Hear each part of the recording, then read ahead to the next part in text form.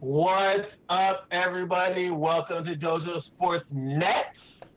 I'm your host, Afro Cole, and with me today is co-host Eric Lamb. What's up, my friend? Sup, Cole? So for these guys wondering why I'm streaming today is because today Slash was busy, so I'm doing it today. I'm just testing out my streaming skills, so that's why it's on my channel today. And hold on, I'm just gonna check that we're live. Twitch. Right on. Okay, we are live. We are all good. All right. Oh, see, good. See, that's why you have the skills, Eric. Eric not only is co-host and Marvel extraordinaire, Iron Man, but he also is stream extraordinaire.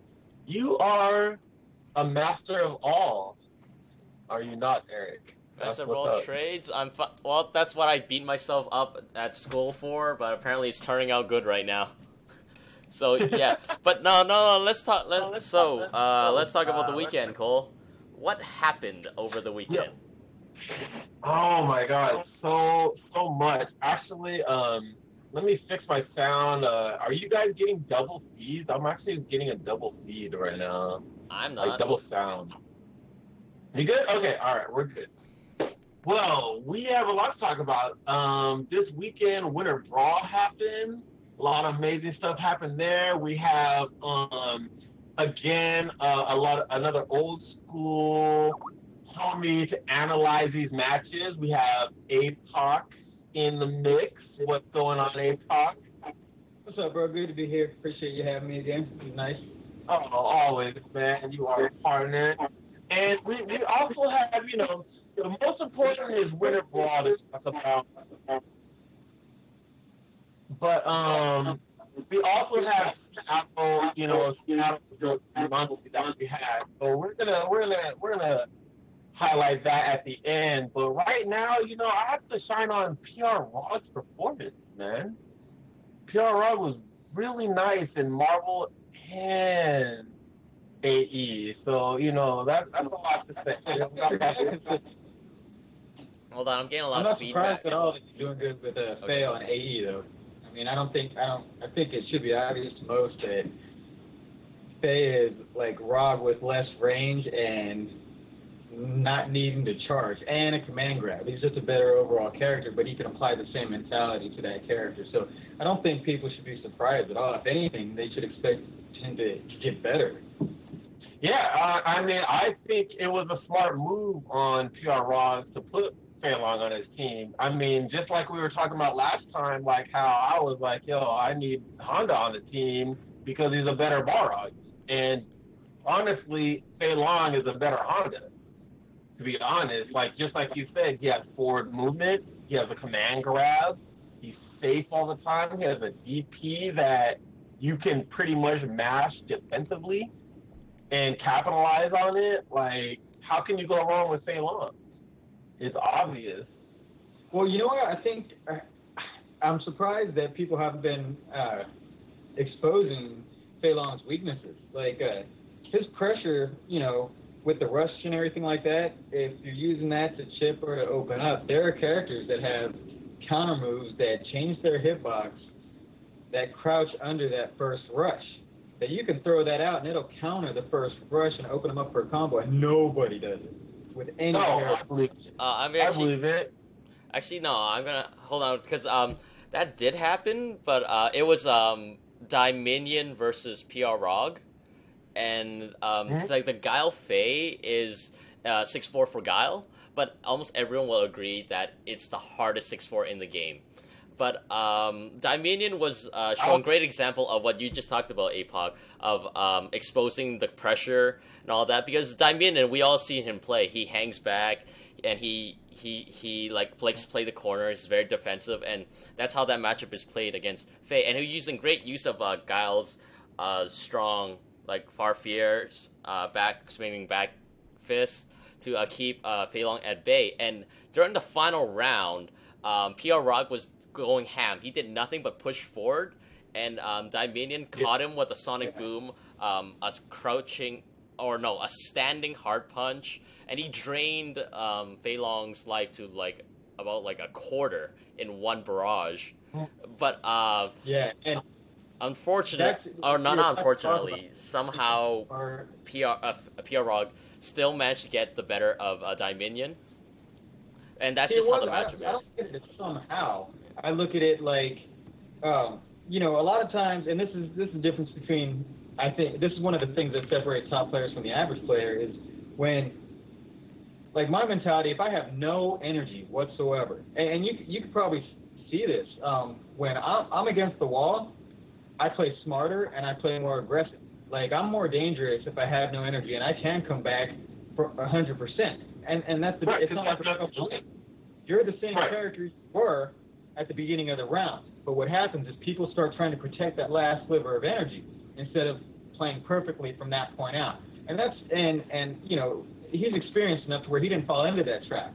He stuck to his game and he started becoming more aggressive, and then you have Dominion who's sitting there going, okay, I have such a good lead or whatever, let me, you know, protect it instead of playing his game.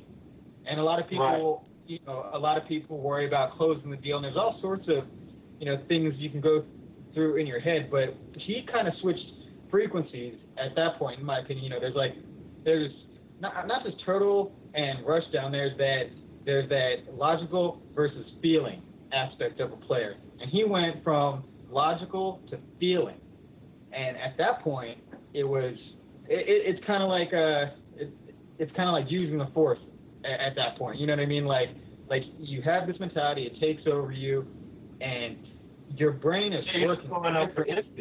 It's like, you know, when your back's up against the wall, shit was optimized. He became fearless, you know, like. Not so much an all or nothing, like people throw an ultra out or anything. He just his entire gameplay switched at that moment, and I don't think it was by chance. I think it was a well calculated move, and knowing himself, he knew he could play that way. I think it looked, when you watch it, like it was almost a lucky comeback, but it wasn't at all. It was something. No, it was PR actually stepping up the game. What I saw was, you know, PR Rod was playing a solid Fei Long, and Dominion was like, you know, I'm not too experienced in this match, you know, I'm still learning it, but he had an opportunity to capitalize on a real big moment in the match, and he capitalized it hard, but he got too overconfident with that capitalize. He thought that once he capitalized, he can go back to his comfort zone and just kind of play it out and live it, but nah. What happened was PRR was like, okay, that was a trigger. That was a trigger to be like, okay, I need to actually step it up because, whoa, I wasn't even expecting this counter. Yeah, he got slapped in the face. I know that he's in that zone, I'm stepping it up, and Dominion didn't step it up to meet that level. So even though Dominion got that big lead, you know, PR Rock still had the energy to overcome his, you know. Yeah, it was a mental energy, though. You know what yeah, I mean? it was all philosophy. It was all philosophy. It was like, okay, and now you can't even match my level right now, and he just closed it out. He became scary. He became scary, and Dominion fell for it. You know, like I said, he went to try to play the smart game when Eduardo went to, you know, skillful rushdown, you know, and you know, you need to be creative to do that. You know, you need reflexes to play defensive, but to rush down and be aggressive in a situation like that, you need, and to make the person with the lead get insecure and stop moving the way he was initially, you have to be really creative. I think, you know, watching, I don't think a lot of people saw what was going on. Like, yeah, can we watch that match real quick? Eric, you have that on cue right now? PR versus Dominion? I don't believe I have that one, though. I could get it if you guys could. Okay. I could get it real quick if you guys don't mind. Well, if it's quick, sure. I'd love to see it again.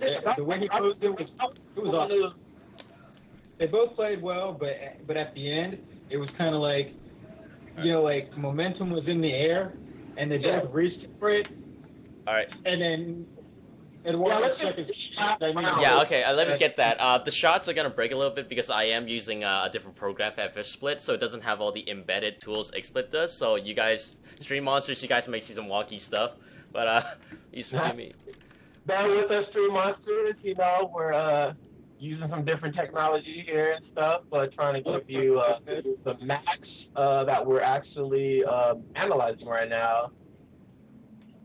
And I have to say, I'm on APOC's side with PR Rog is really stepping it up. I feel that he's one of the players that is recognizing the change in the FGC mentality and really putting in the work to improve his play. You know, there's that, you know, that solid play that people imagine, and then there's that, you know, when that feeling comes in, when you've played enough, when you've experienced the game enough, you start making these reads that other people just are incapable of seeing yet, and they think, you know, oh, he's just going crazy, he's going random. You know, I've gotten that stuff before, and that's ridiculous. Oh, yeah. That's not what's going on at all.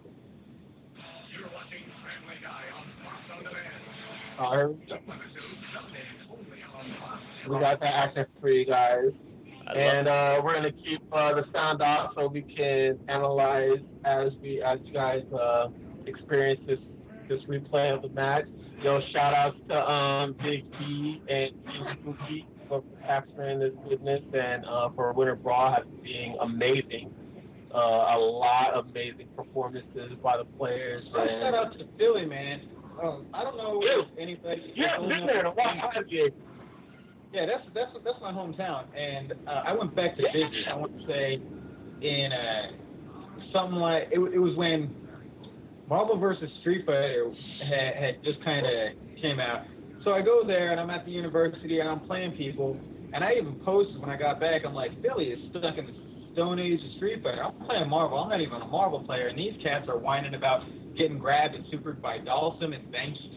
You know what I'm saying? Like, and I was just so disappointed. You know, I mean, it was at a time where the best players were in Cali, New York, and Vegas.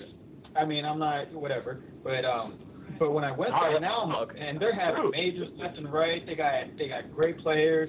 I mean, I'm excited for Philly scene and stuff like Winter Brawl going down. Like, okay, so I got the match. Do you guys want the full match, or do you guys just want the final round where that incident we talked about happened? Yeah, let's just cut to the chase for that final round to see how Dominion really kind of, or Fei Long, PR Rod kind of really took control. Okay, so. He is like a trained killer, man. He is figuring out how he's gonna assassinate. He's going in there.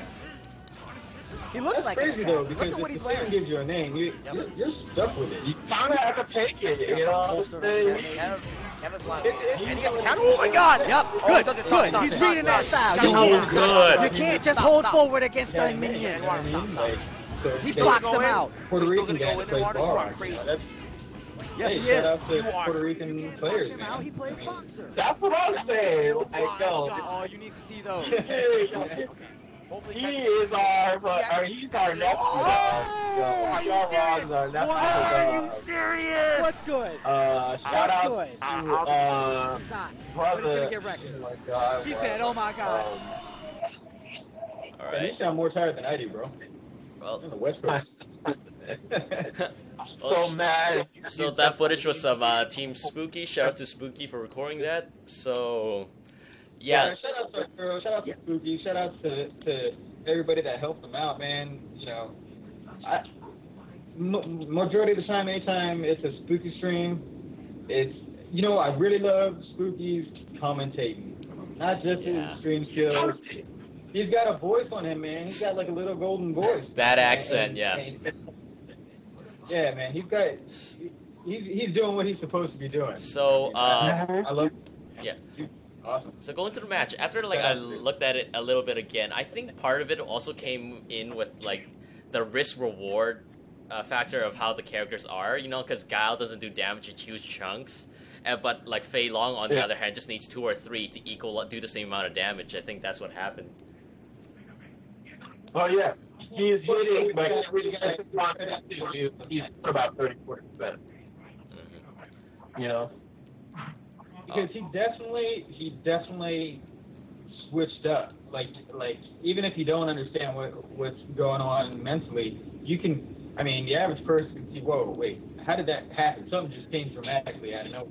You know what I mean? All right. So going. And really, if you have that feeling, you can't do stuff like that. If you can't feel your opponent, you can't just turn it on like that and be fearless. You know, that's one of the things that experience.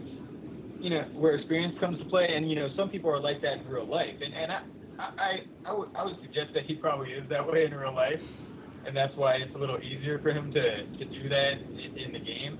I mean, not that he isn't already a great player, but there are very few players that can do that kind of thing.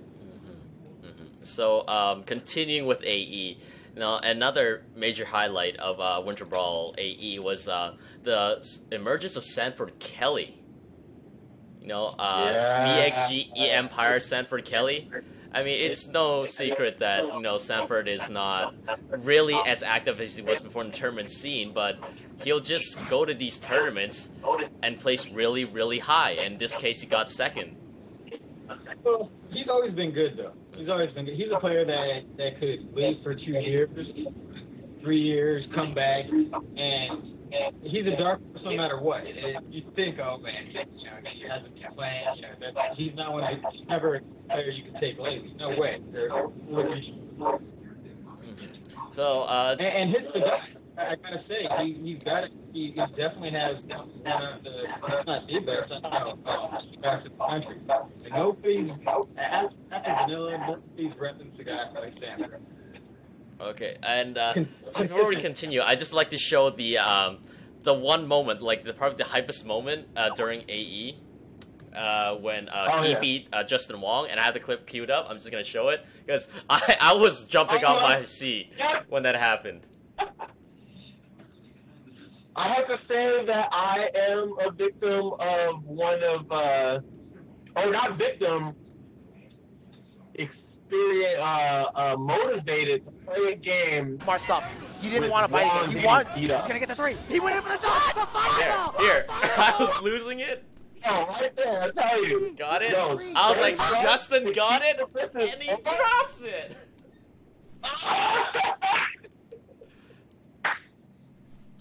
Yo, we still got love for you, Wong. We love you, Wong. Oh my God! Oh, the smile on that guy's face right now. Oh my God! Putting down his nemesis, Sanford Kelly. Oh yeah. I mean, with it for how many years? Like it started getting to the point where Justin was going to do well, but you also knew he was going to be like humiliated and blown up at these points. I love the ice back.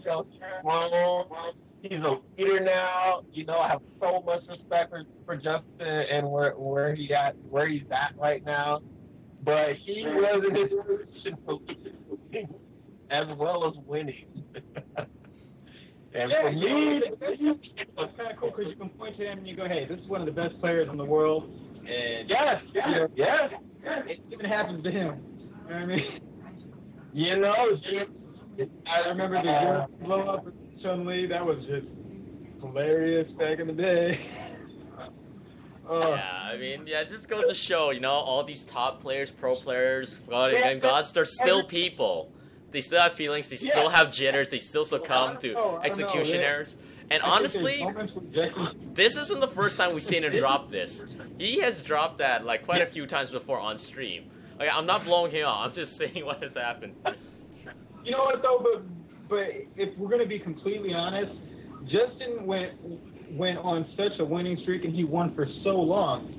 There comes a point where you don't have to guys, and you're doing it more because you can. And I actually had this conversation with him about 3 years ago. He showed up in Vegas, and I just asked. I said, tell the truth. You doing this now, you know, out of love or the passion, or are you doing it because you can? You know, and at the time, he was like, you know, because I can. And there was no hate, because, you know, a lot of people, when they don't have that passion and know that their will is to, you know, just dominate like it was a year or two ago, people will cut out. People will go on hiatus from the scene. And, you know, you can say it's money or whatever, but at the same time, he was still, you know, bringing to the community some great stuff. Like, sometimes, like, he's still making these crazy comebacks. He's still Justin. It's like, you know, I mean, he's going to have to lose really badly, maybe take a break or something, and when he comes back full court, like, he doesn't have anything to prove, and that's like a sock in the gut to a top player. I know from experience, like, once you have nothing to prove, it's like, why do I care so much? So, I mean, that's, people think, oh, Justin fell off. No, he didn't. He has nothing to prove. I mean, isn't there when you first started. Yeah. And our community, or the fighting game community, is evolving to something new. So it's like every couple years, it's like he has nothing to prove, but there's something new in the mix for him to get remotivated and back into the game, which is I really think guys like Yipes, I think it's long-time rivalries and things like that keep him in it too. You know, like even when I think about playing you and stuff like that, it doesn't matter what game it is. You know, we've been playing against each other for years. You know, and like I'm not like sit next to each other, and it's like timeless. You know what I mean? And I think like I imagine like when Justin's next to some of his longtime friends on Rivals, you know, it's kind of like y'all been at you're back where you were 5 years ago, 10 years ago, and you're still doing that thing. And there's something beautiful about that stuff. You know what I mean? Like we knew it was going to be here. We knew it was going to be bigger. You know, here we are. You know, like this. Here we are. And you play like. Say I came back and, you know, we're both doing good or something. We sit there and play. It doesn't matter what everybody's watching. We know we're like, at it again, huh? It's like between us because we have so much history and philosophy in our fighting styles that it's like we're gonna give the best shot. You know what I'm saying? Like these fights, it's gonna be a fight. It's not gonna be like a That's what's so good about like fighting choice. You know what I mean? Yep. That stuff has been. Yep. I mean, you can fight 10 years from now, and it's like it's Baye and Choi. You know, like it's such a classic match, and you know when they play, they're not older guys or anything. They're back in their it's me versus you mentality. You know. Yo, perfect example. I got a perfect example. 25th anniversary Street Fighter. Okay. LA Finals.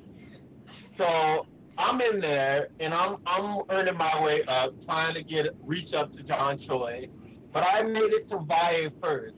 Me and Baye had the most epic, most amazing match in that. It's like our match was like probably the best match in that whole entire series, right? But it was only because we know each other for so long. Like I played him last year, final round, SCR. NCR, like it was like win, loss, like so back and forth. I like when we finally played, like really going at each other. And then it's like, okay, I barely got over him. I beat him, but I didn't overcome him. I was just, I had a good match. I won. Next match, it's me and Wong. We don't really have that history. Like I had that history of teasing him and always talking smack, and then finally, stepped it up and started winning.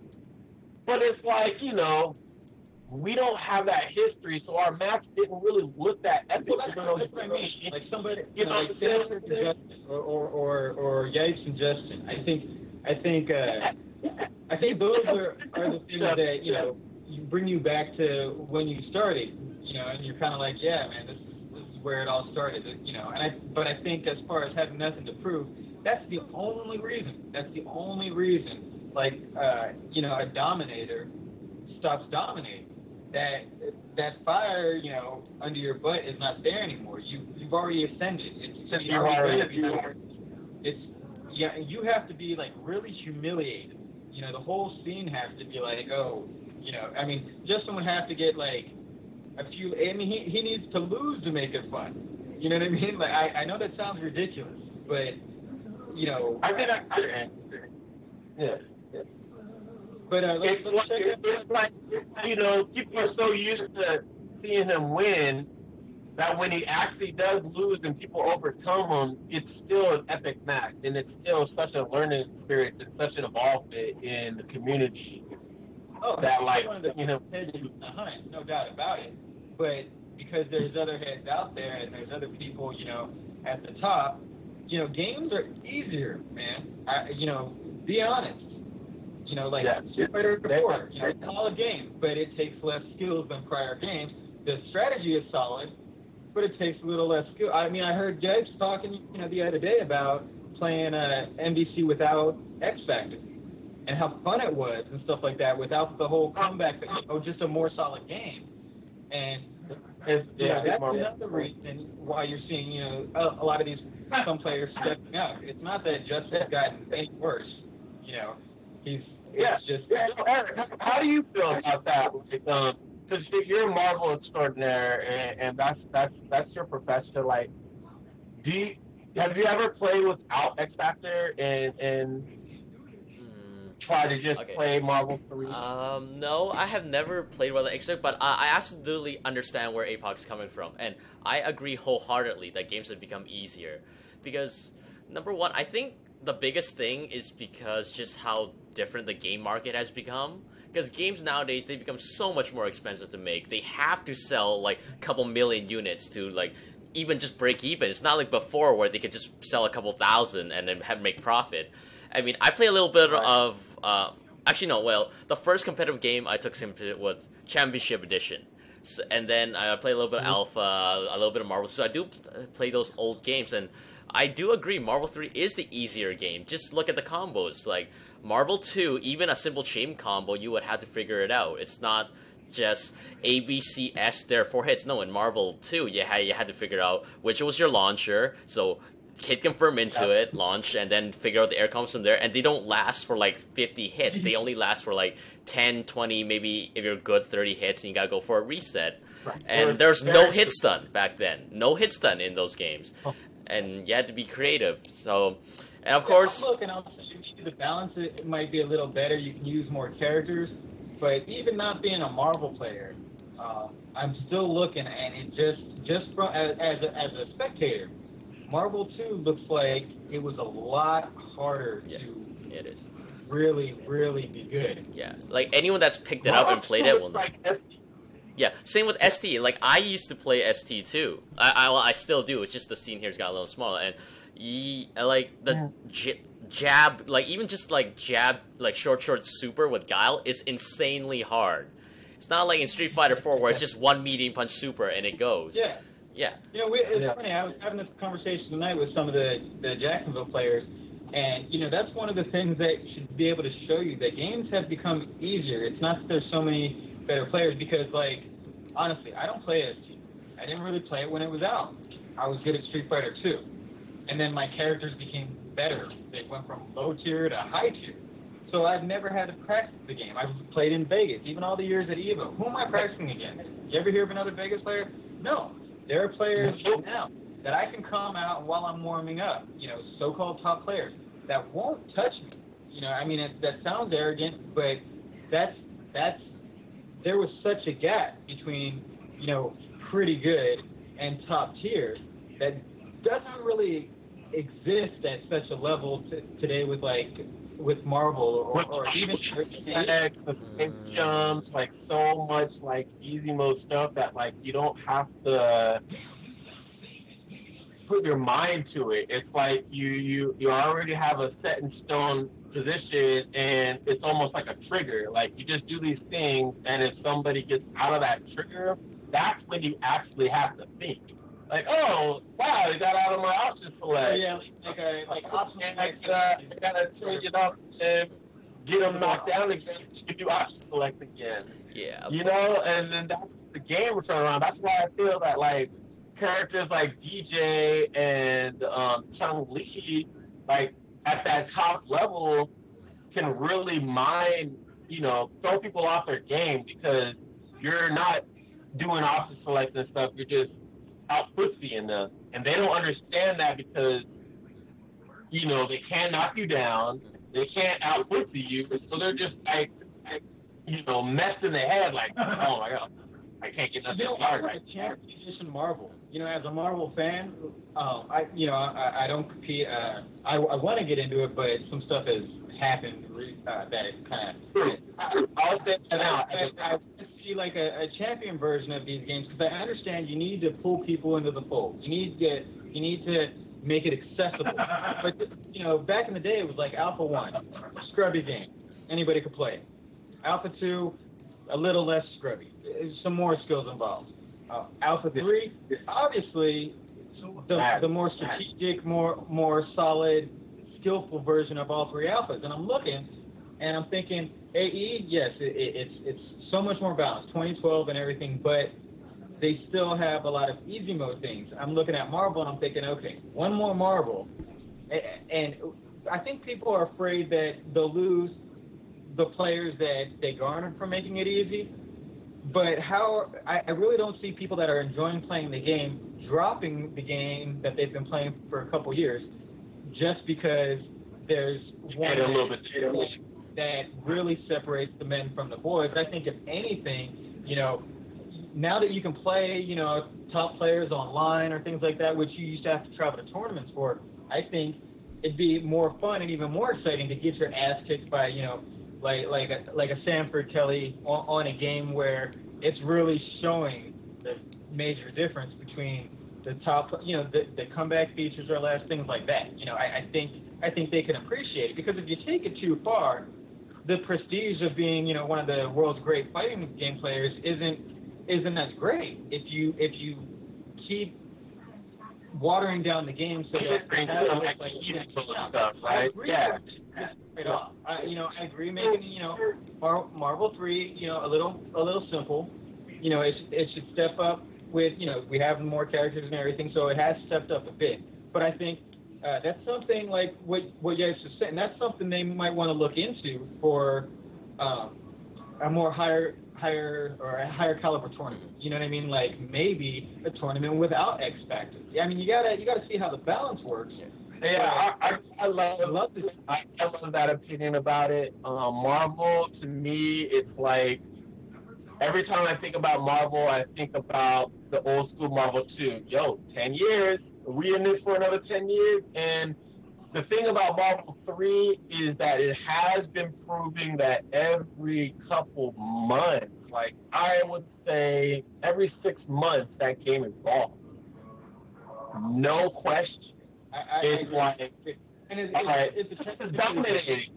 Crap, like you can win with this now, dang, let's watch. And then all of a sudden someone has to counter that. Damn, like people. As a Marvel player, what do you think would happen if we tried that? Pardon? I didn't. It got a little jumbled at the end. I got a little jumbled at the end. What do you think would happen if we looked into your suggestion of playing Marvel without X Factor? Do you think it would like, I don't know, alienate the weaker players, or do you think they would appreciate the experience of here's my opinion. I commend that mission on trying to alienate, or not alienate, but take away X Factor so that people can get more realistic to play. But you know what? More so than that, I'd rather see Capcom realize how much of a game changer X Factor is and just let people X Factor out of big combos. Bring it back to the, they had it in TXC, you have something to say on that, Eric? Yeah, okay, so yeah, this is the one thing I've been pondering myself, because, in terms of no X Factor tournaments, Chris Matrix already is running a series called the Chris Matrix Raw Skills Challenge, where they both, at the beginning, they both just pop X Factor, they waited out, and they didn't play. And, that match is hype, but the one thing is the matches are longer, and some people switch a team composition based around that. I mean, for me, it doesn't really matter because my team still does so much damage that it doesn't really. But going back to changes, there were two things on my mind because I feel it's still much too early for a game like Marvel to have another release. Even I felt Ultimate came a little too soon. But what I felt would really change Marvel, they just only need to do two things. Take away the infinites in a way that won't like mess up tax, and number two, make it so you can burst out of combos. And that's all they need to change. I would want to see a limit on obviously for Marvel, I believe, because there is no reason for them not to have X Factor out of combos. I mean, if they had that, there would be more X Factor level 2s. You know what I'm saying? There wouldn't be so many X Factor level 2s. Maybe. That would be interesting, I think. Like, not being a Marvel player. I thought about it because, like, number one, X Factor level 1 is a big part of any Wolverine team, where they just grab the first character, pop X Factor, kill it, and go on a rampage on the rest of the team. Now, if you can X Factor out of combos, if you don't kill the guy, or if the guy can also X Factor, do you really want to risk him popping out of your combo, and now you don't have X Factor for the rest of the match? Like, do you want to risk that chance? Now it's Matrix tournament, right? It's like, yo, Wolverine hit me, bam, you X Factor, like, hell no, bam, you X Factor back, bam, you neutralize, now you have an even fight. Now you're like, all right, let's play the first thing. I count it, now we're each level. Let's play.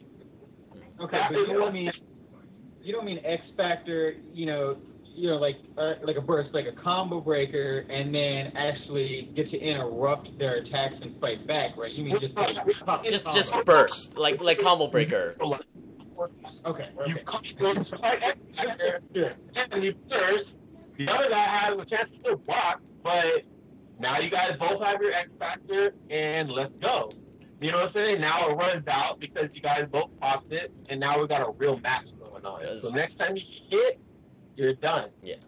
But it's not exactly, you know what I'm saying? Where it's going to hit you, X Factor, your first character dead, now he's some cheap, like, coming comics, so like that guy gets killed, and now it's like 1 versus 3.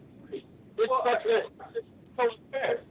I wonder how the community would just take a more, like a deeper version, a less, or a more complicated version, maybe, of Marvel. You're going to have a lot of casual game playing. But I think the argument I get most, as far as why we keep having these comeback features and why we have, simplified motions, like Serlin's whole simplified motion stuff, he tried to apply that to ST, and it was a travesty. I mean, besides the fact that the rest of it changed, like, Ryu with a fake fireball and ST is just ridiculous. What are you going to do, give Balrog a fake turn punch? I mean, if you bring stuff like that up, you realize it's a stupid idea. But you're going to put that in the game. But I'm not talking about that. I'm talking about, like, the simplified motions like Tiger Knee. You know what I mean? There's certain things and certain combos that only certain players could do. And nowadays, like back then, it was like, okay, let's see if they can reversal. You'll test a player. You know what I mean? Nowadays, will they reversal? Because anybody can do it. I wonder how Marvel players, on the whole, not just the hardcore, but I wonder what it would do to the player base. Like, would it really shrink? I mean, after this many years of playing, would it really shrink? Because, okay, here's the way I want to hear Eric say it, because Eric's a Marvel player. Well, the way I see it, like, if they do come a deeper version, they won't pull any more of the casual players in than they are already, because all the casual players who don't understand fighting will just say, why are they coming out with another version, right? Like, because all these extra new versions are only for the, like, tournament players, so it's almost like they are catering. I agree. That's exactly where I'm coming from. By the time you're on the third or fourth iteration, that's where the guys that have stuck through the years, and it's almost like a gift. Here you go. Here's the one you've been waiting for to really play in tournaments. And that's what I see Capcom has moved away from. Like the whole idea of Anniversary Edition in the first place, Ono thought it was a great idea to have overpowered characters. Like, Yeah, that's how that still works to me, man. Silly. Now we have a balanced one. He sees that the community reacts more positively to a balanced version. But what if we went to one frame reversals again? You know what I mean? But I mean, look, throws get nerfed in every game. I mean, come on, Cross Tekken tried to do 7-frame throws. Oh, we'll get to Cross Tekken in a second. Yeah, but to help out, the second cast from getting thrown out of the frame.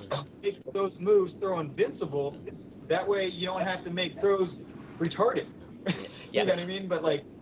But another thing is, I feel that because Marvel and a Street Fighter, they're two different types of games, and the skill set required and what they test are in different categories. Where you heard this a million times, where Street Fighter is like chess, it's very methodical, you gotta plan it out. So maybe like that's why the game has a little bit harder motion, so when you DP, you really gotta make a good read, commit to it. The way I see it, Marvel is not about that. Like Marvel is like a little bit more free form, a little bit more action, you get to create your own combos, create something that is you, and it's more like I like to compare like Marvel to like Chinese checkers because of all the long combos and chains you can make, and it's a little bit more fast paced. So I think it's just a different type of game where like I don't think Marvel should have like really super crazy motions. It's not about that, because otherwise like what would separate that game from why would it separate it from like an anime game like maybe BlazBlue or Persona, because those got like long flashy combos, but those take a little bit more execution to do, right? But this argument of like Marvel being like not an anime game versus anime game, I think it really just comes to America knows old school comic books, and so they relate to that. Oh no! I need to clarify this, because like I only use the term like anime to refer to a genre only because I can't think of any other word. I hate using that term. Like, but it's still shorter than saying Persona, BlazBlue, Guilty Gear, all those games. Like, I don't mean aesthetically. To mind, like I know what game. Yeah. So I see them as anime games. I see them as. Because I would say Street Fighter, like, if you look at it aesthetically, is anime. Even Marvel, if you look at it, you can say it's anime, but yeah. Oh, okay. In terms of gameplay. So aesthetically, everything looks pretty anime, but everybody pretty much kind of unanimously just was like, okay, if it's not in the Street Fighter, Mortal Kombat, Tekken world, it's just considered anime. Yeah. And that's what I'm thinking right now. And that, that does kind of bother me and stuff, because it's like, anime game, really, it's like they're labeling it because of the aesthetics, like you say, as well as the player base. The player base of those type of games are usually like really quiet guys. They're not that eccentric, they're not that outspoken. They just play their game. But to be honest, I would think KOF is an anime game, especially when they did HD. But those guys, man, they be going in. Okay. But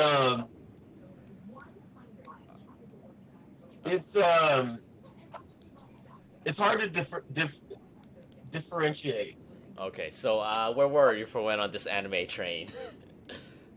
Checking out the rock thing. It's definitely an interesting conversation, and like, I'd like to start that conversation within the community as like, like a champion edition version, of all. Let's play that. Speaking of anime games, but I'm gonna go out a limb. If you can queue up Cross Tekken Dominion versus yes. Wiki, let's go ahead and talk about your Let's go back. Let's and Dominion. Let's get back on track here. I love the conversation, but I'm kind of hyped at seeing the last match too, and getting thoughts going. And I know Eric at least had that ready. So let's do that first. Oh my. What? Okay, so you want to you want to play Dominion versus Ricky now, or I didn't catch. You want to finish your saying, a part? The guy match. Oh. Yeah. No. Cross Tekken, right? Raven match versus Chun Li Rufus Street Fighter Cross Tekken. Cross Tekken, okay. No, but we were just talking about this match, and now we're gonna switch to that when we were gonna watch the last round. Wait. Wait, fail? You mean? Don't you remember we were on this tangent? Hold on, which game? Oh no, we already played that method. Oh, okay. You mean AE? AE, right? Yeah. Oh, we played that. We played that. We just didn't discuss it. See, I'm not actually, like, I just got home. I didn't have anything to check out, so I didn't watch it. I'm just talking about, okay, I'm lost. Don't even pay attention to me now. Oh, no. It's because that the three of us talked about it before we played the match. Then we played the match, talked a little bit, and that's probably where, like, the skip happened. Yeah. Okay, gotcha. Okay. So, now we're moving on to Cross Tekken, Dominion versus Ricky Ortiz. But before we play that match, I first like to talk about, like, of course, going into this, there are a lot of doubters of Cross Tekken, where there's things to be the same game, where this is gonna be hype. Like, personally, I felt it was super hype.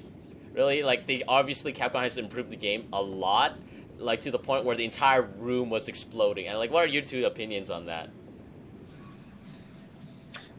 Oh man, I'm impressed.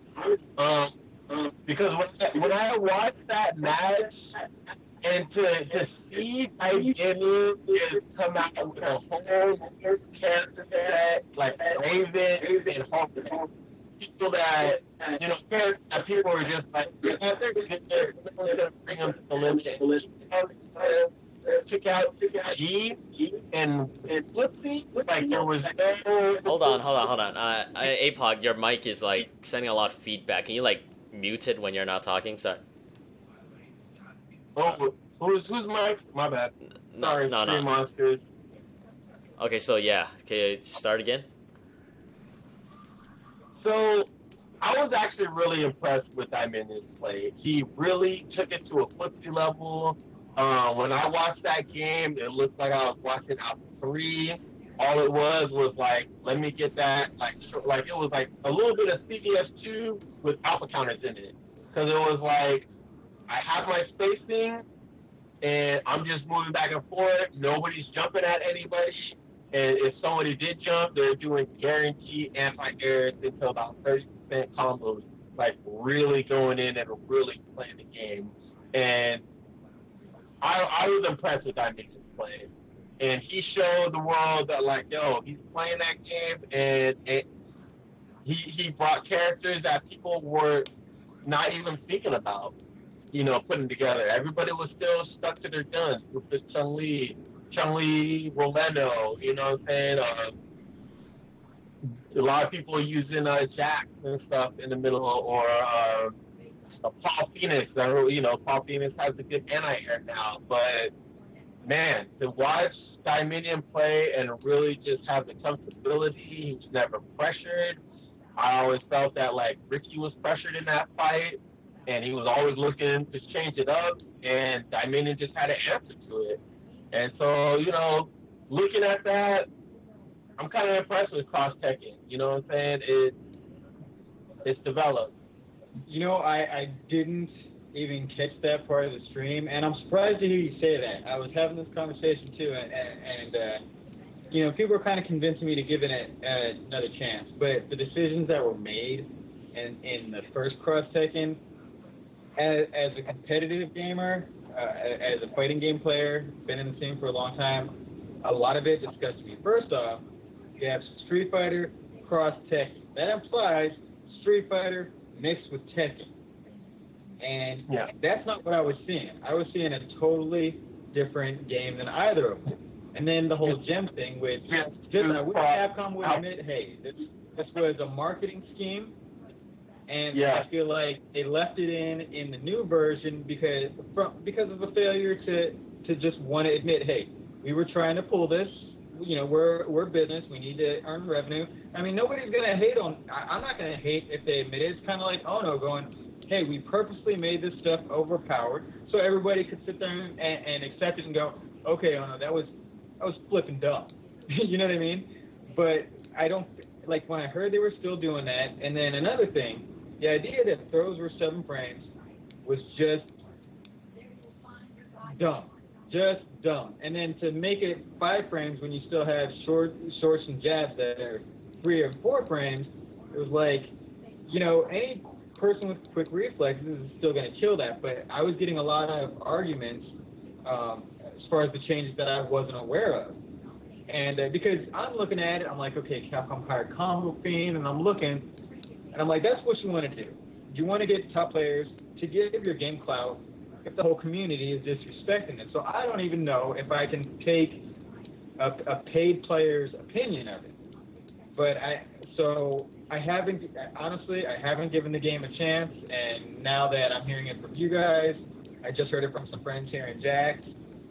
Maybe that was a mistake on my part, and I'll give it a chance. Really, I'm not the one to be talking about that cross-taking right now. Okay. All right. At this level, when you see, you know, no disrespect to Combo Fiend, he's doing an amazing job over there at Capcom and stuff, but, you know, when you see the top player coming in here and just doing these little, like, videos and stuff, it's like, man, I wish he was there from day one, really giving us some feedback on what's really going on. But it's like, you know, he's a replacement to somebody that really does know what the game's going on. But, you know, we don't get that information anymore. Now it's just like, this is what we improved, this is what you can do. And it's like, dang, I wish you could deliver a little bit more, but, you know, he's handicapped right now. So all we can hope for is that, you know, they keep improving cross-teching, but it's like Capcom shoving it down our throats right now. And that's what I don't like, you know what I'm saying? It's not that they're taking it, it's that they're solving it like Marvel. Marvel, we love it. Like the players love it. They made throws expectations. Abs and shorts, and had they gotten completely rid of the gem system, I would have tried it again instantly. But I felt like it was a failure on their part to kind of admit that the gem system. Okay, I'll bring a game up as an example. Does everyone remember the original Marvel superheroes? Yes. Yeah. Amazing game. The game, off the charts fun, amazing. It's what, like, as a kid, you want to see these fights in a cartoon play out, like, or in a movie. It's stuff's awesome. However, the community was never going to accept that as a fighting game because the gems made it, you know, like, it bent the game a little too much. This is sort of like some sort of ratio system, and it didn't work out at all how they planned, and they still want to implement it. They should have just balanced the characters, in my opinion, and take it out, and I would have felt respected as a player. Like they said, okay, we tried an idea, it was a bad idea, but it seems like a failure to admit it was a bad idea.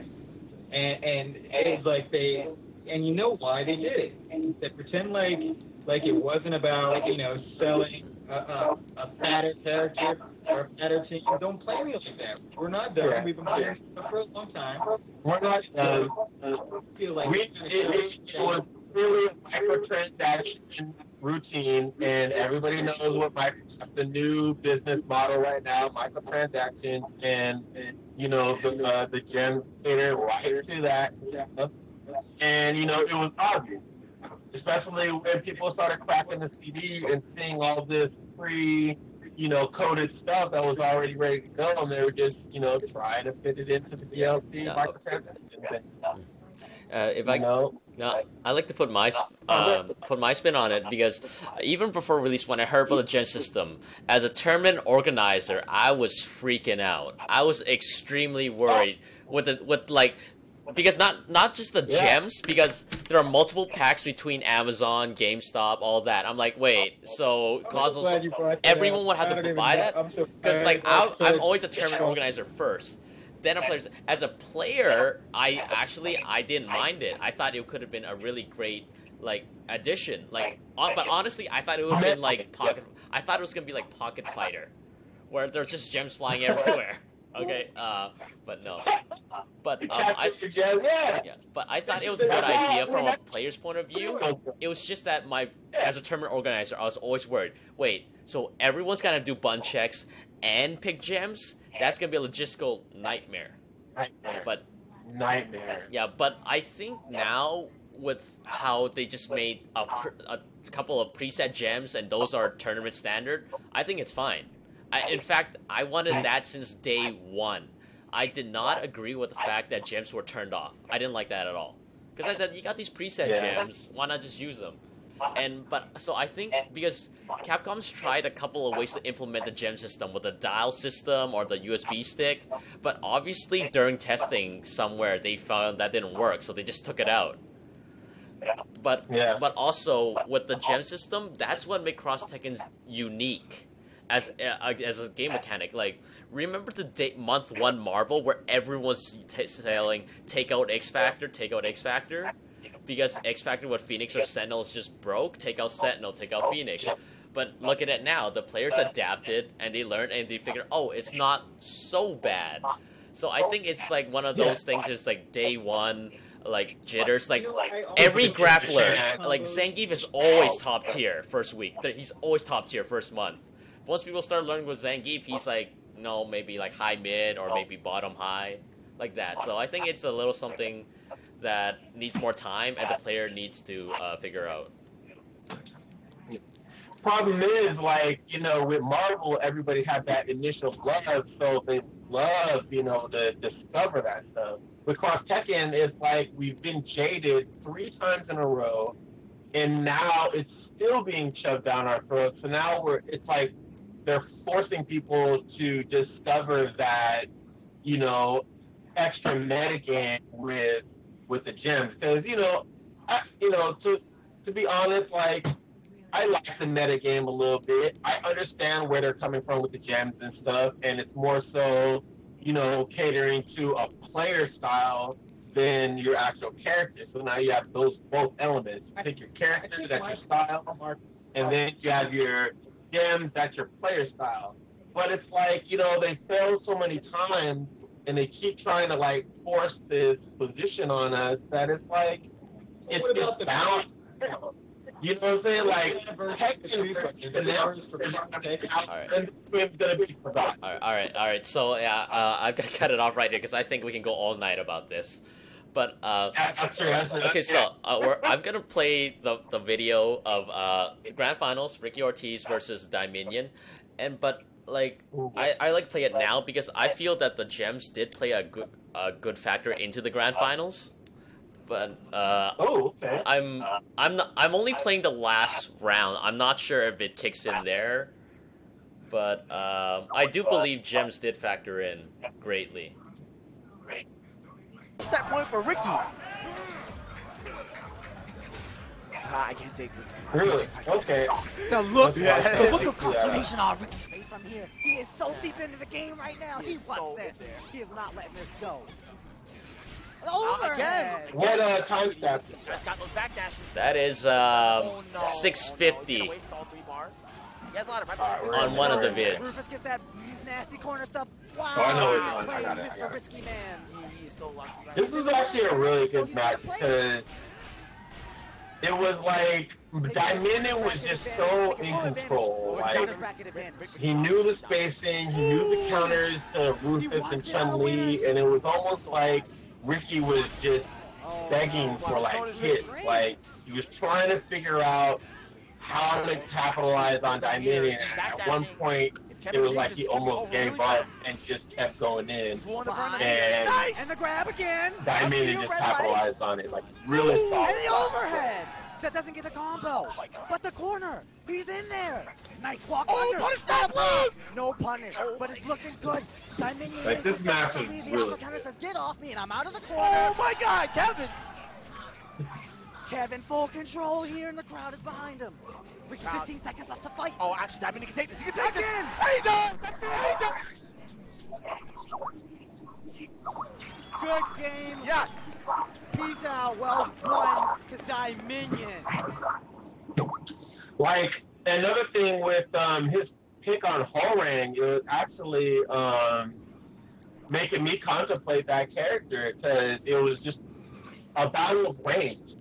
Like, Raven is still a keep-out character, and Horang, when he's in, he has the long lows for space. He has a very good low run-out that can just get a hard knockdown real quick.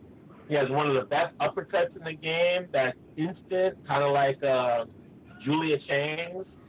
And there's just, there's no really crossing him up or anything while he has one of the best cross-ups in the game.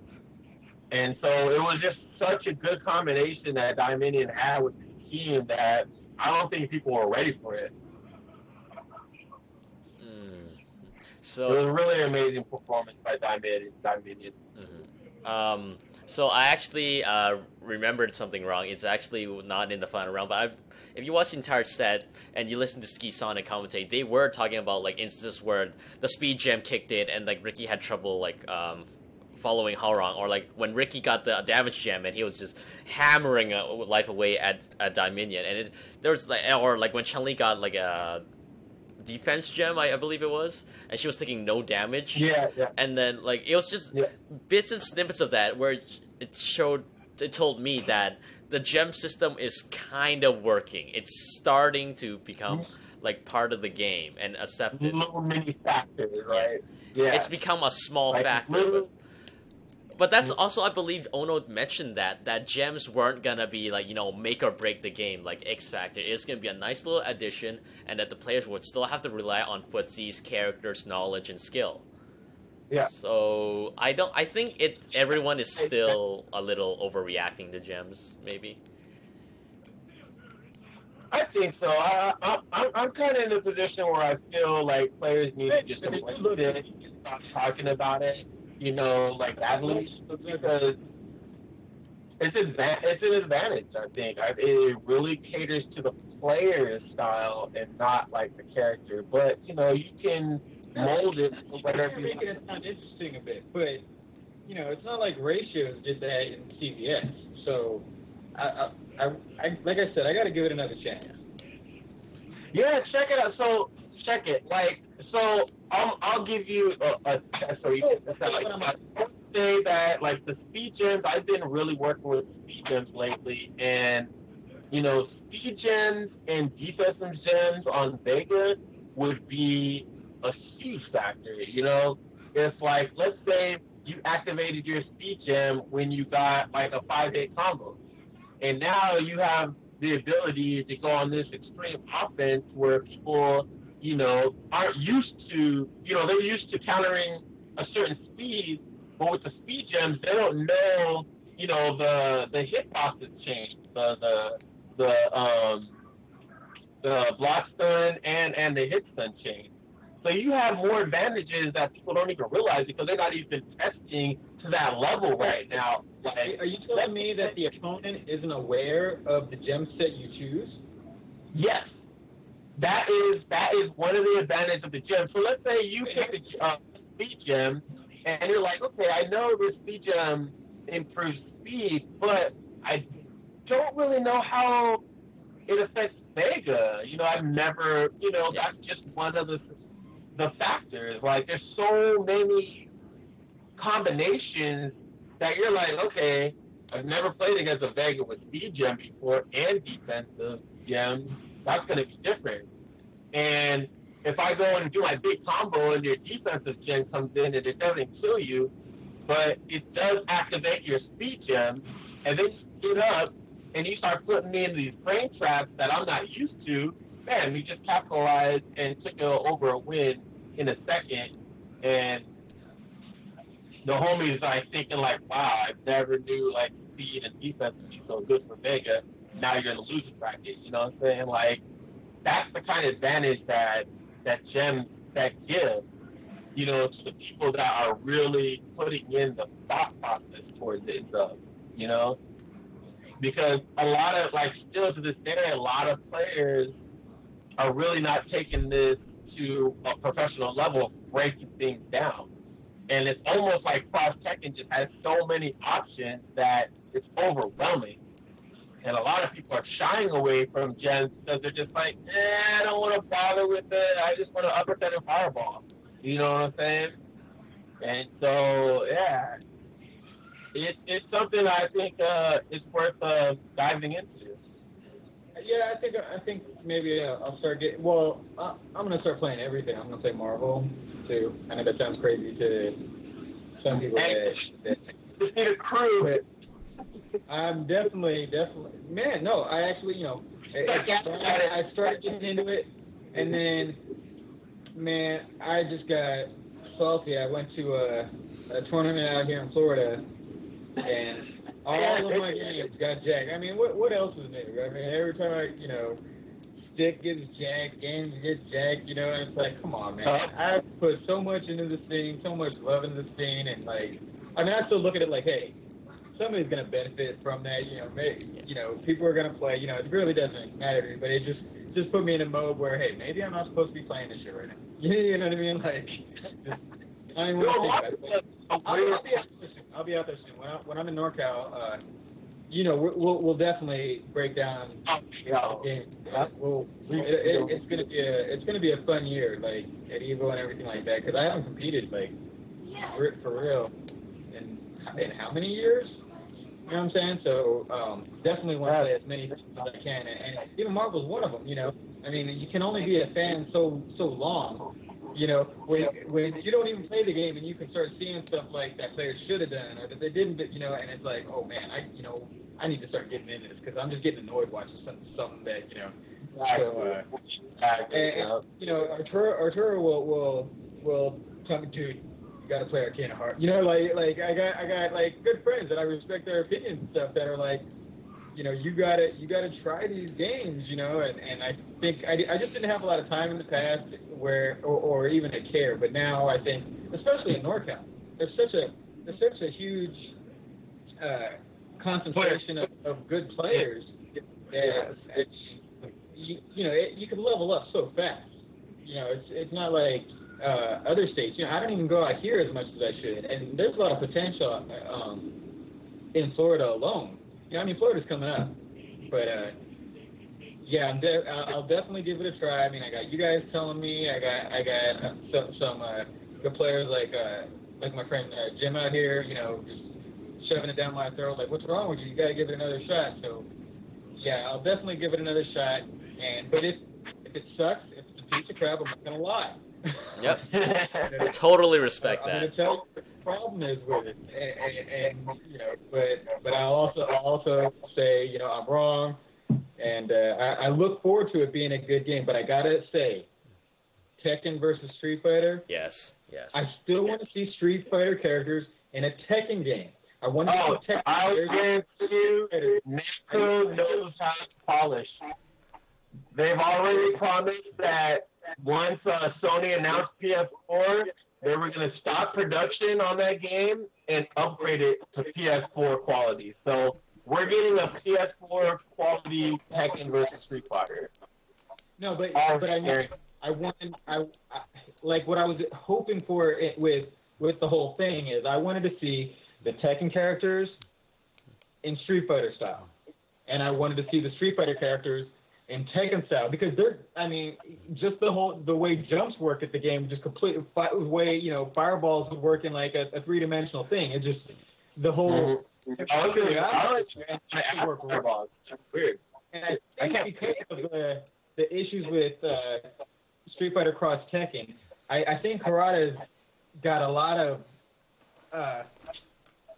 He's got a good perspective on what to try and what not to try. I don't think that two major fighting game franchises was exactly it was almost like a cop-out from Capcom, in my opinion, to not make a Street Fighter game with the Tekken characters. It's like, okay, we could mess up or something, so let's just act like we didn't even try to do this and do a whole different type of game. Whereas I think, I don't know what you guys think, but that's what I was hoping for. I was hoping for Tekken characters, and it's kind of like, remember, I mean, yeah, SNK and Capcom molded a little better, but that's why this is so interesting to me. Like, what are they going to do to the tech characters to make them function properly in a Street Fighter game, you know? And I'd like to see, the chances seem less likely now after Capcom's version, but I'm really hoping for a Tekken game with Street Fighter characters. Yeah. I'm just really hoping, personally. Yeah, like from day one, I was always more interested in Tekken Cross Street Fighter because I feel that number one, it's probably the transition's gonna be a lot smoother. It's gonna be a lot easier. The reason I thought that was because there have been 3D Street Fighter games in the past, like EX 1, 2, 3 plus Alpha. They've already tried 3D Street Fighter, and honestly, I don't feel they did too bad. I don't think so. It's just that they compared it to the previous Street Fighters, and they're like, "Oh, this is bad," and which in that case it is. So the way I see it, it is. The way I see it. Are you talking about the EX series? You didn't think the EX series was that bad? I don't think they're as terrible as people say. If you compare them, I agree. I agree. But I knew what the problem was. Yeah. The problem was putting a shooting game into the way polygons move. Yeah. And I probably had talked to people about this before. I mean, when I hear the story of how it played out, how they finally made Street Fighter, putting the hitboxes over the polygons. Yeah, putting 2D hitboxes on the actual moves instead of actually 3D. Yeah. That ended up becoming reality as far as the fighting game scene, as far as the game. And, the fact that they needed to take any thought to figure that out blows my mind. Like, that should have been obvious when they decided to make the... To give Capcom credit, they did not develop that. They did not develop the 3D version EX. It was Akira. It was a different developing company. Capcom actually just was like, they were already scared. They already knew that they didn't want to take the risk of making a 3D Street Fighter, and they wanted to put somebody else. But I give props to Akira. They had 3 versions. I had a lot of fun with all the versions, the combo system. Yeah, I love Gears plus Alpha. I mean, and I know Vi liked it. I liked it. I know a lot of people liked it. Graphics sucked, but it was fun. Yeah. But the idea that, I mean, even the whole HDR, we wanted ST with updated graphics, not Sterling Fighter. I mean, and then they did it right with 4. They put, and I'm not hating on Sterling. That's not what I'm saying. But they did it right with Street Fighter 4. But when I hear how long it takes people to come up with these obvious ideas, it's frustrating. Well, to be honest, I always feel that they should go the hand-drawn angle, just like KOF.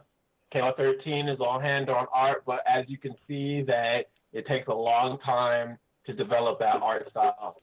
And so we're much more defeated. They're just like, we already did, they had Capcom was on their high horse. They're like, we already did this with Third Strike. We took 2D to the ultimate level, which I think is bullshit because it was not the ultimate level. They could have did better. They could still go HD. And they're just like, we want to go 3D, but we want to keep it 2D and stuff. And now we have SF4, and I still feel the art style decision was wrong because I don't feel SF4 looks the way it should look, like Tekken, DOA, Yeah, I think you're looking for a more realistic view of it. Too many jaggies, I just feel that they should have put more love into the art style, especially with Cross Tekken. I'm waiting for 3D Alpha. And it's not the gameplay, it's just the art decision on it. It's like, man, dude, did you guys really just make this in 12, 16 months? It's really a 1.5-year project, whereas Tekken versus Street Fighter is actually a 2, 3, almost 4-year project, as it should be, to give a little bit of love. I mean, look at Marvel. Marvel took love. When you look at Marvel, you're like, this company put love into this game. It looks amazing. It looks beautiful. Yeah, it's beautiful. Ooh, the characters have their personas, you know, the Marvel guys, like they, you know, you're like, man, that's Storm. Did anyone notice Black Widow isn't in the game, right? But if you notice, Black Widow in the movie does see Viper's grab twice. Does the grab behind him and electrocutes them? Yo, then I mean that's the love. I mean that's probably Black Widow right there that they had the inspiration for. But it's that's what I'm saying. That's what I'm saying. If I missed it, there's no reason to put Black Widow in the game. Yeah. Okay, well. But I thought it was funny. It has everybody else that was in the movie, and then I'm watching Avengers and I see her, the redhead, assassin chick, do Viper's grab, and I'm like, come on, man, she is in the game, Yeah. And then I feel kind of bad because Marvel actually had real control on what characters got into Marvel vs. Capcom. That's why we have no Cable, because there's no Cable movie coming out.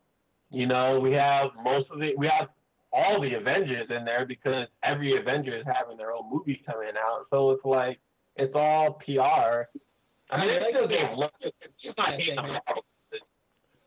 They put some love into that game, and that's what I appreciate. I feel they put love into CVS 2, they put love into Alpha 3, and it's like, the game they didn't put love in just didn't make it. Look at it. I'm not too sure about CVS. You got the same old Morgan sprite. You got a few background. But you look at the code on how to they have 3 different modes in there, 3 different styles of playing the game. They had both parry systems. They had custom combos. They had the regular you know what I'm saying? Sure, it was a lot of copy and paste, what Capcom loves to do, but the actual element of the game was really deep.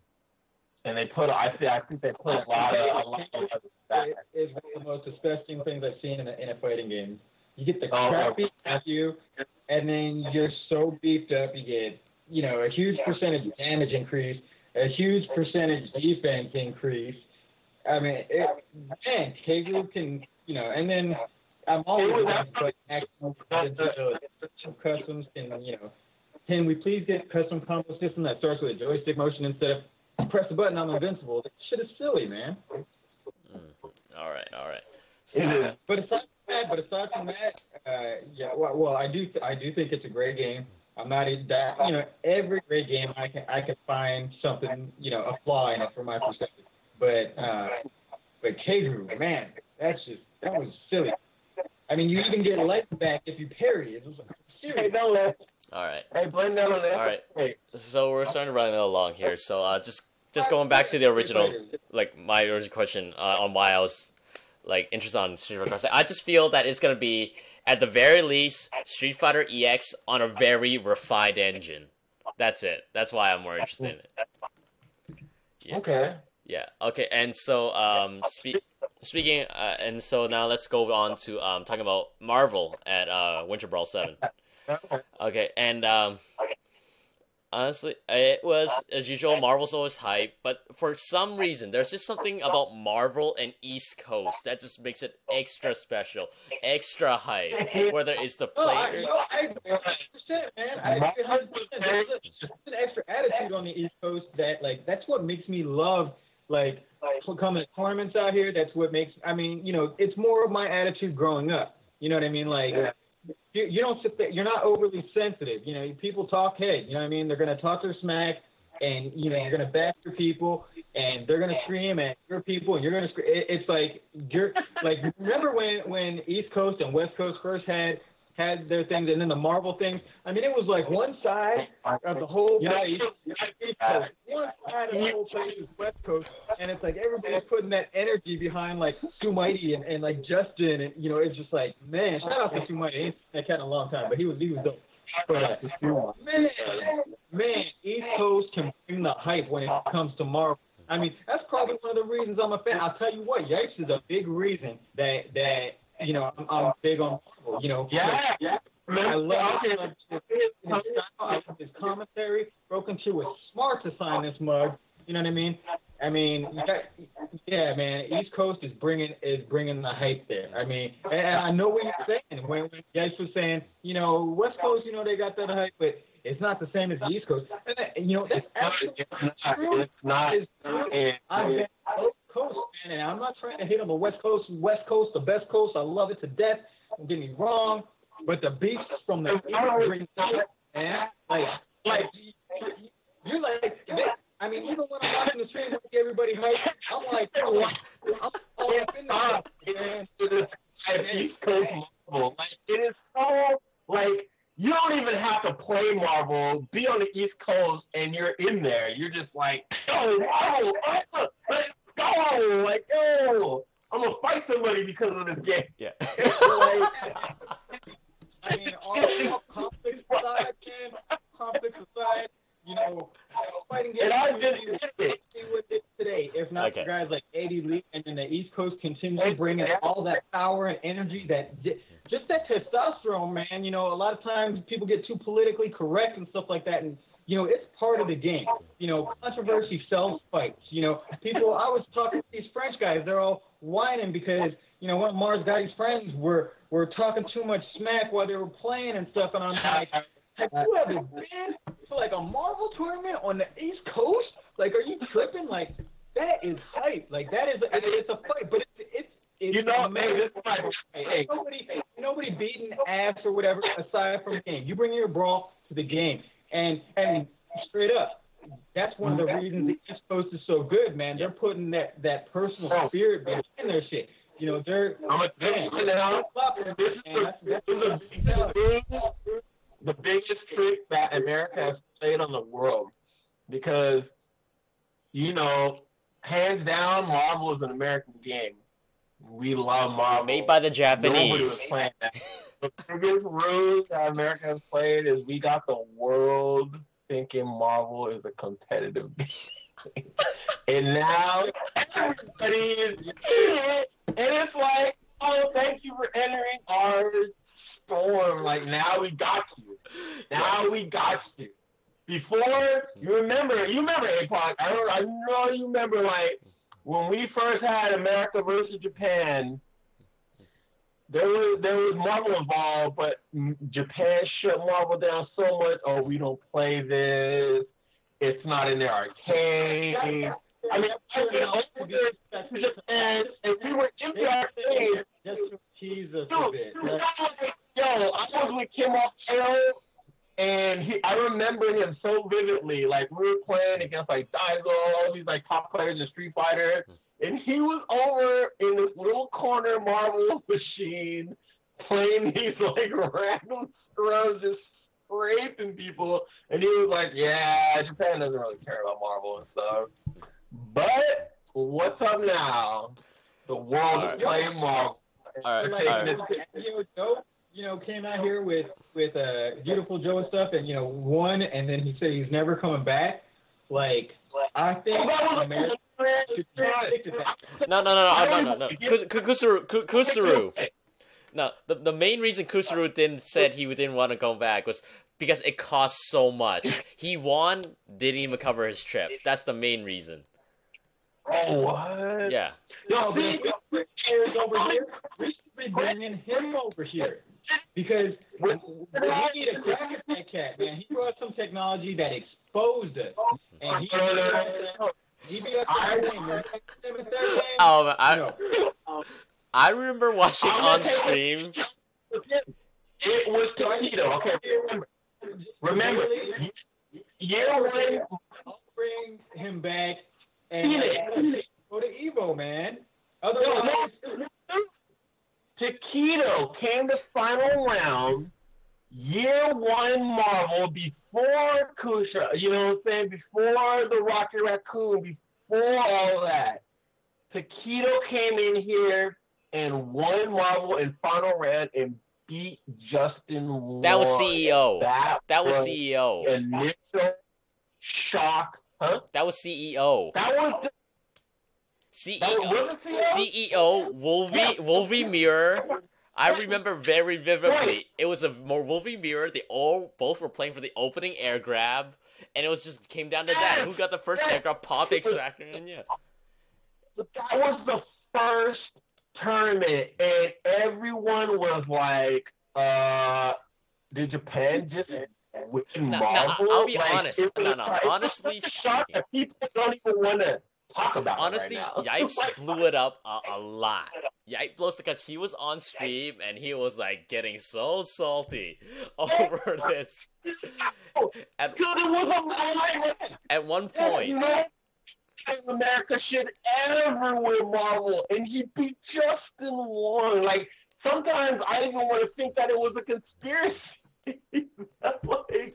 Because after that, Japan was like, because to me, it was always like, if Japan can't win in their game, they're just going to deny that they don't play it. That was always my thing. You know what I'm saying? It might be a personal gripe or just, you know what I'm saying, whatever. But the second Takedo won, everybody in Japan was playing fucking Marvel. Yep, and then what they did after, they sent Mago, they sent Daigo, they're playing Wolverine. Like gave that interview, he had a freaking trailer on how he was gonna come and I'm telling you, Takedo, he's still like one of my favorite. He's my only favorite like international player. But yeah. Before he won, Daigo made a video because everyone was like, Japan's playing Marvel, and Daigo's like, yeah, I'm playing Marvel. I'm coming down to like whatever West Coast tournament, and I'm gonna win. And then what threw that off was like 2 weeks later, Takedo actually won CEO. So that put like a huge fire on Daigo's like ass. Like, oh, okay, well Takedo won. The hell do you got, Daigo? And he got raped. He got bopped. Because we were put on blast. And America's like, what? This is our game. I don't think so, dog. Yeah. We evolve this game once a week. Once a week, there's something new in Marvel. And Phoenix. They just ruined Daigo. Yeah. And that's what brought out the, like, I forget his name, the Rocket Raccoon dude. Kusuru. Stuff. That's what inspired that stuff. Okay. And so, like, that's what I'm saying. Like, America just fooled the world into thinking Marvel is a competitive ass game, so you got everybody in that shit. So we all in it. That's why you gotta get the Marvel team, dog. I got mine. It's probably gonna make you salty because I got Captain America in there now, and I call it the Derper Star. All right. So the reason why I started up the segment with East Coast so heavily is because I have a match that I got Kito, and it was the highlight of Winter Brawl Marvel for me. It is the match of Ludovic versus E.G. Ricky Ortiz in Winterside. And to me, this guy just stole the show for me. Coming in here with a Chun-Li, utilizing Chun-Li to great effect. Like, I'm just going to let the video speak for itself. So I'm kind of interested. I'm going to do a little talk with Chun-Li. Because shout out to Rotron out of Seattle, you know what I'm saying? We're talking about the Chun-Li. Like players here were like, oh my gosh, a real Chun-Li? It was a big deal. Really trying to bring Chun-Li in there, but, he got out of the game and realized, props to him and stuff. But, man, Chun-Li is a threat, I think. And I would like to watch that. Not only did he use the assist, Kakeru's kick to great effect, but it was also just, like, using Chun-Li on point. Like, he's got the craziest Chun-Li combos. I have never seen Chun-Li combos like that before. It was amazing. Shout out to Ludwig. Like, I wish we could have got him today as a speaker. He's a little shy and stuff, but shout out to you, bro. You are the man. You have the MVP for that tournament. Okay, not this round. I round the video back a little too much. So yeah, Ricky tied it up 2-2, but now here's the match. Never sleep on Ricky. But that's a lot of that. We got to attribute to Lud's mistakes. Here's the opening again. Oh, Ricky attack. Smash is so good. Look at Marvel, man. Oh, he's opening him up right now. Lud's starting to panic. I can see it. He's trying to get away. Once the match gets to this phase, he really can't do a lot. He got him off the opening before, but now Wolverine's going ham. Got him. Oh my god. I don't Hope know you guys enjoy this picked too up much. combo. You better kill him. What? You have two. Oh, Lud, no. He definitely should have killed Wolverine there. He had 2 meters, probably would have gotten a third during the combo.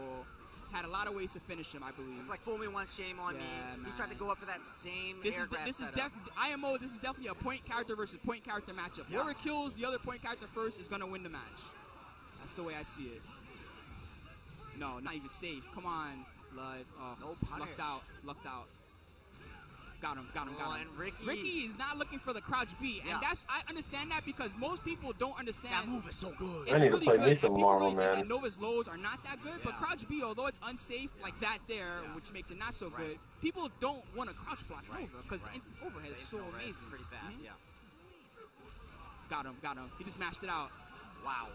Oh my god, but he dropped it. This is again, you cannot give this guy another chance. Oh my goodness. He's gotta hold the line now. That was a mistake as well. Yeah, he still pushed him out though. To me, I don't see why. I mean, I kind of know why people don't play Chun-Li because, you know, it's that hard work status. But, man, He's gonna try to finish the job right her now. lightning legs, so many ability to jump in the air, like, what step forward, her dribble jumps that she can do, her jump short, her dash short, easy, infinite in the air, like, I don't understand why. I mean, she has lightning legs, has an assist. Yep, she's still alive. Like, there's so much positivity with her. I don't see why people. Got it. Lud. Well, I kind of see they don't want to work so much. Good stuff to both players, but Lud takes it. Oh man, great big shout outs to Lud. No, he's definitely my MVP for Winter Brawl. And if Lud, you're watching this, I don't know if it's just I'm really bad at finding information. But get yourself no more and post your Twitter everywhere so I can get a hold of you, man. I wanted you on the show. Really badly. Really?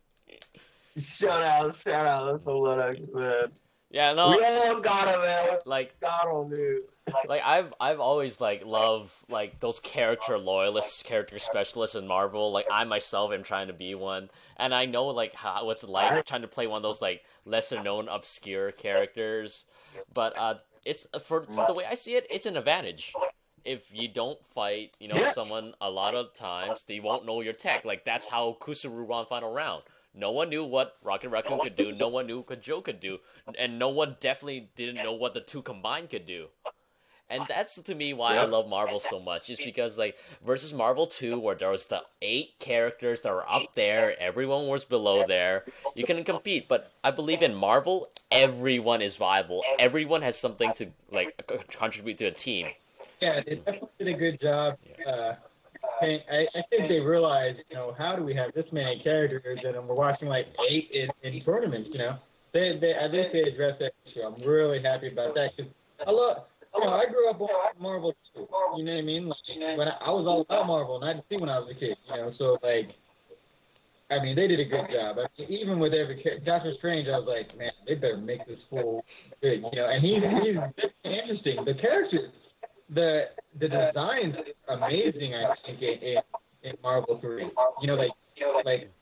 More there are more dimensions.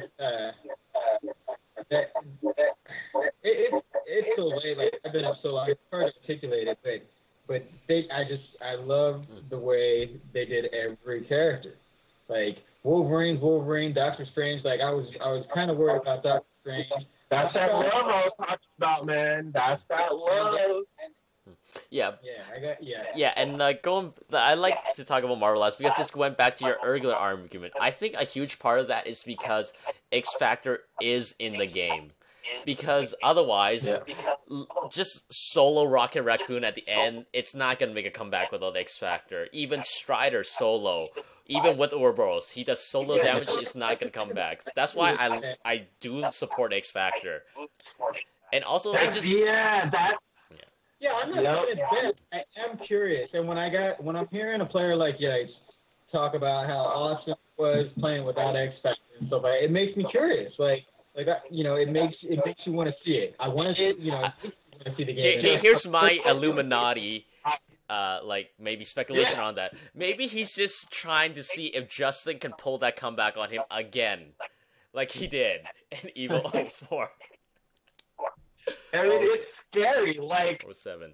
It's power. It's pure power. That's all I have to say. It's pure power. Like, you activate that immediately, people are respecting you. It doesn't matter what you do. Doesn't matter what button you have. Doesn't matter what character you have. Yeah, when you even too, man. You're people respect you, and they're just like, I gotta play serious now.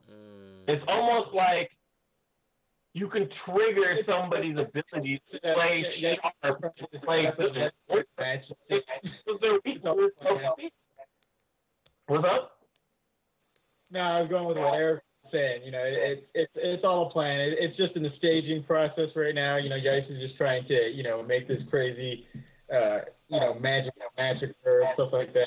I wouldn't even mind. I wouldn't even mind. Yeah, but you know. But like going to what Cole was saying, I don't agree totally, simply because even level 3 X Factor benefits aren't universal across the board. Because outside of guard crushing someone, there are some characters even level 3 X Factor are just absolutely terrible. Number 1, I play him, Iron Man. Level 3 X Factor 3 Iron Man, I believe, has less than what he does when he doesn't have in non-X Factor. What? All his B&Bs are screwed up. All his B&B timings are screwed up. He can't do any of his fly combos. The only thing he does is get insane damage. He only gets insane damage. But you have to change your combo timings completely. And he gets no mix-ups. Like Iron Man is so bad in level 3 X Factor, Repulsor Blast is not an infinite. He has no infinite. Like, why can't Repulsor Blast be an infinite? What? What? Are you serious? Yeah, Repulsor Blast is not an infinite. You can the charging star infinite. Like, you can't, like... And honestly, outside of the charging star infinite, X Factor doesn't do a lot for Captain either, besides damage. I mean, sure, he can cancel all of a charging star, but that's really it. It's a get out of jail free card, but that's, yeah, but for characters like that, that's why I still think X Factor could use a little more tweaking. Some people might think I'm insane, but yeah.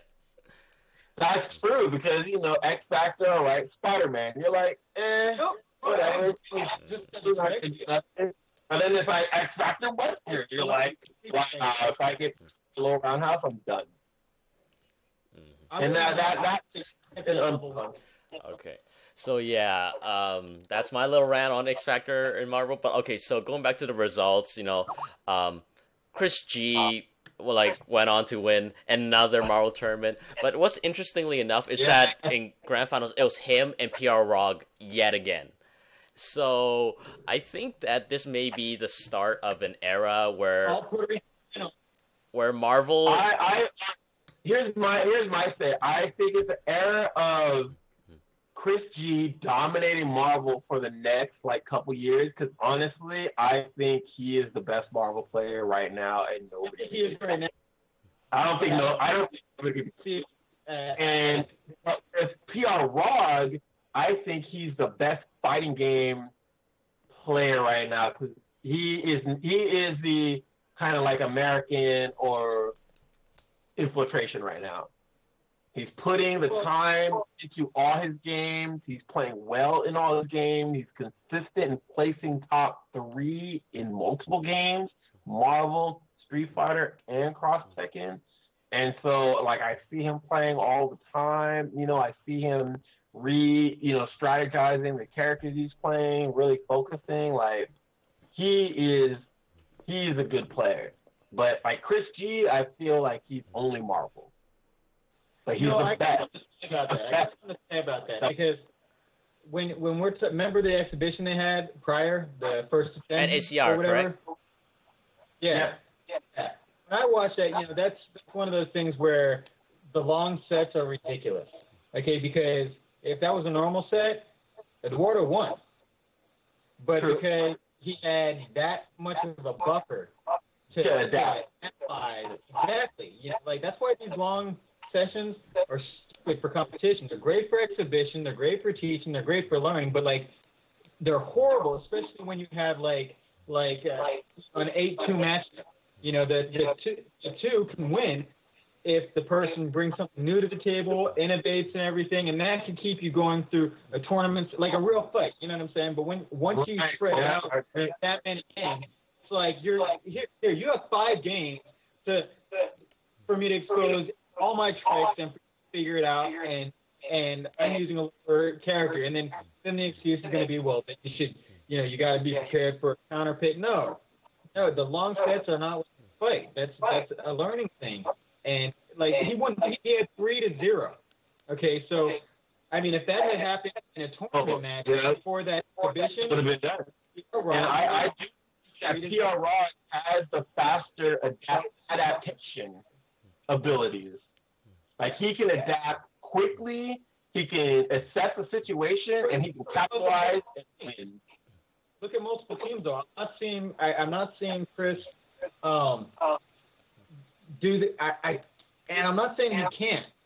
I'm saying I'm just not feeling you. Yeah. Just take Morgan off the team because he's the best Morgan. You know, and that's the problem. That's the problem right there. When people start, people figure out how to,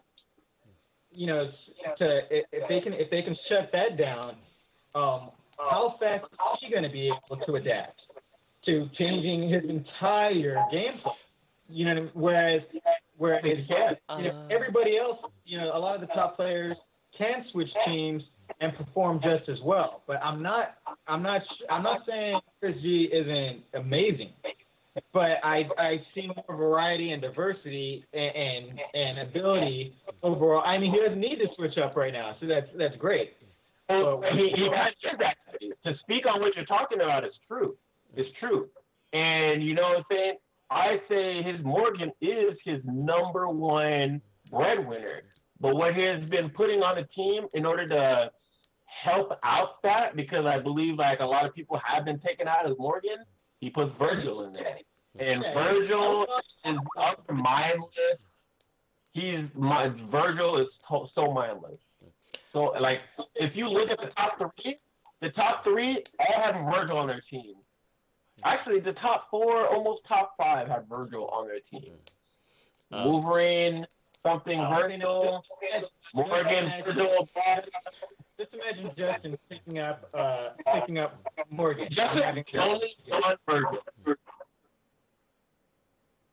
I know. Imagine Justin. That's the thing.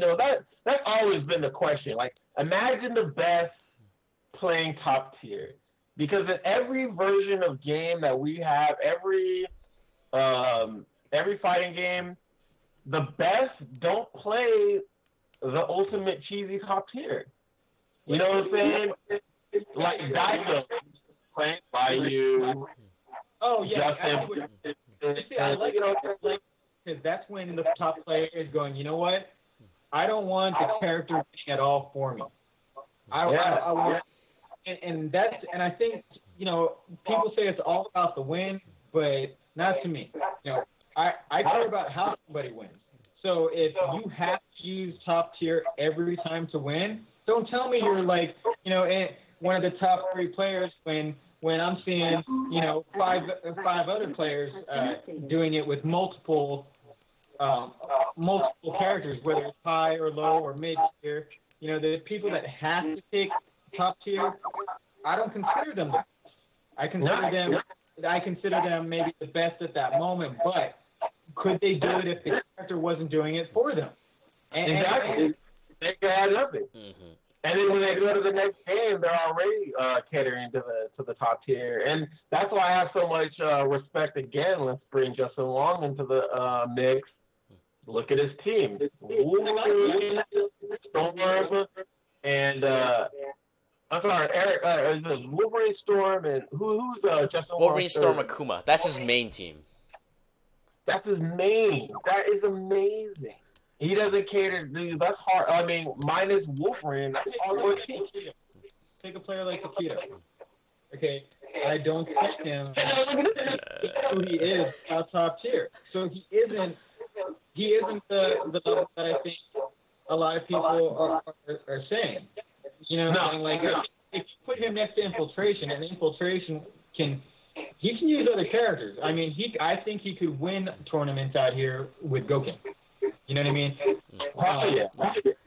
But I don't. I can't see Takedo picking like Balrog, you know, and doing it, you know, like Pierre Rock or like or Sagai or he needs somebody that has all these options that are, you know, Akuma has so many options that he covers himself so well. Like, he goes in by backing himself up like he has an assist already. You know, it's like, you know, if you just play that way, you know, I'm just saying I want to see players that are supposed to be that good show it, you know, rather than, like, that's one of the reasons, you know, I've always played Chun-Li, Vega, Balrog. I wouldn't use Chun-Li in Alpha 2 because, I mean, anybody could. And then Third Strike. No, it's just, no. You know, that's what you do if you really don't want to spend time with the game and you just want to compete like Justin or whatever. But you know, like when I first started playing, like I didn't bother breaking Balrog down because he was so simplistic and one-dimensional. You know what I mean? Yeah. Like, he was like that too. And yeah, dude. You're talking about when he used Chun-Li in Alpha 2? No. I'm speaking when I was trying to get him into SF4. He didn't want to use Balrog because it was too easy. Because he saw me raping fools and stuff, and it was just mindless. That's what I'm saying. Like, you know what I'm saying? Like but you know, and my characters are simplistic, or you know, like, I don't care if they're simplistic if I have to put this thought and creativity into playing them. You know, now I have a little more respect for Balrog on the game, but you know, back to what I was saying is about like Takedo and things like that. And you look at players like Justin. You know, back on Marvel, you know, Justin could win low tier tournaments. You know, he was just good. Mm-hmm. You know, and I'd like to see. I mean, it's not all about the win all the time. If you're gonna say this player is the best or that player is the best, you know, are they playing against the other players using top tier? No, it's kind of like, you know, Daigo's going, I'm sticking with Ryu because, you know, character loyalty, and I'm giving you a better shot against me because I'm that flipping good. You know what I mean? Like, that's what I like to see. All you guys out there that got wins with your Vipers and your Camis against my Dolphin is because I held it down. And I was like, you know what, you have a better chance against me. So I like to go back with Apoc's original argument of like, so I like to go back to Apoc's original argument of saying like he likes to see if Chris G can pick like another character to win, but like a not more team. Yeah, but okay, yeah, because that shuts down my argument. Because I was gonna say he picked Morgan, Dr. Doom, Firebrand, and when Firebrand was in there, PR Rock didn't know how to deal with it at all, and also it's because Chris G has not always played this more Doom team. The more Doom's relatively new for him. You know, he used to play Ryu, Wesker, Hawkeye, and they weren't shabby. He was winning with them, and eventually, and I've seen tournaments before where his Mordoom got shut down. He did go to Wesker, Ryu, and then Hawkeye, and won it back. So I don't think that. So in that sense, I still think Chris G is probably the best Marvel player, but also because he's the one that innovated and invented the tech. You know it better than I do, so I'm not gonna argue, and I'm not trying to diminish Chris G at all. I love the dude. I like watching him play. Dude, we have I have two last names. We have the same last name. You know what I'm saying? Believe me, I'm rooting for Chris G all the time. But I guess it's just, you know what it is? It's because he just makes people look so inept when he's playing his Morgan team solidly. It just looks like he doesn't even have to play half of his matchups, and that's probably where I'm getting my my thought process from. That's what it is. Like a lot of matches, the technology is so good, and I got to give him props too, because he mastered it in such a way that it's just mind-boggling to a lot of players. You could see it. You could see it. Like even people, they know it's coming, And you've seen it tons of times. We've all seen it. Like, it's like, man, they just can't do anything. Here comes the dishes. Yeah, because I like to compare it because like we all know F Champ, and then when he played that first 10, I forget, or 15, I forgot which tournament it was, and Chris G won the set. But what I like to say about that is like F Champ at FGT, but all he does is play Marvel. Like he probably plays 15 hours a day of Marvel, and he still isn't enough for him to beat Chris G. So that's another argument why I think Chris G's the best. But and he fell off on Street Fighter. Like freaking natural. Like here, I want to focus on just this game. I hear what you're saying. Yeah, and you're right.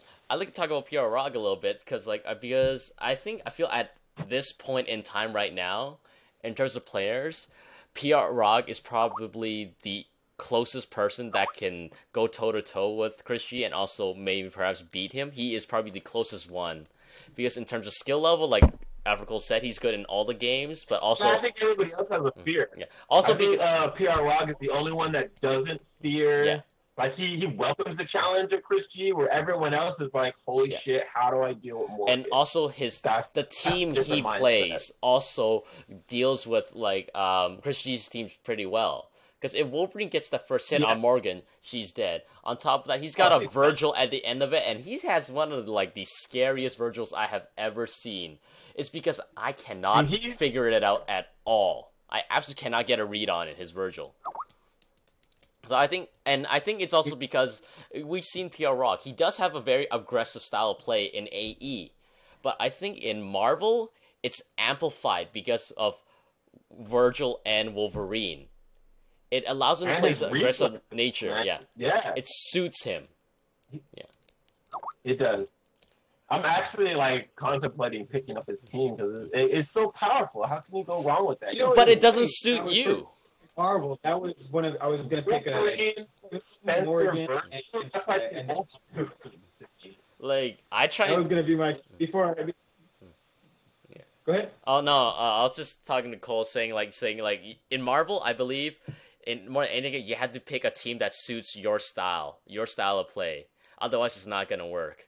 Because I tried Wolverine, Doom, Virgil. I tried Spencer, Iron Man, Virgil, and I can't play it. I absolutely cannot play Virgil. Yeah. It's not my style. I'm not a good Spencer, which is why I play the team I do. Love Cap, Iron Man, Spencer. I don't care it's not that high tier. I don't care if they're not that good. It suits my style. That's why I can't get away from Iron Man. No, I agree too. I think people need to play who's fun to them because just like you're much more likely to be good at something you enjoy doing than something you're not enjoying doing. So if you're just playing because you think this team has your best chances, you're not going to have as much fun. You're not going to innovate as much. You're going to be, copying players that actually love those characters and are innovating because they love doing what they're doing. I think absolutely you need to pick a team that, suits your play, but also that's fun, where if you got to grind for how many hours, you're going to enjoy doing that. You're going to go to sleep and figure some stuff out in the middle of the night and stuff because you enjoy it. You're loving it. Not like, oh, I got to pick this character or I can't beat this team or whatever. You know what I mean? I'm sure Chris G is people are trying to pick stuff like, okay, how do I beat Morgan? You know what I mean? And what's probably slowing the time down it takes to do this is because people aren't trying to figure out or aren't trying to figure out a way with their favorite or most beloved characters. They're just trying to figure out anything that could work. And, that's going to get tedious after a while. People are going to throw up their hands, be like, screw it. But, that's definitely something I think people should follow through all fighting games. Don't just pick top tier. Don't, especially if it's not suited to you. But if you pick a character you enjoy, I don't care if it's low tier or whatever, you're going to be that guy that shows up to a tournament and makes people freak out, over how effective this character is that nobody. And that's how Kusuru won. You're going to be better. You're going to be better because you like you're not working it like for example, people work for a living or whatever, but some people don't work for a living, meaning they love what they do. It's not necessarily work as, we think of it, this hard, tedious thing.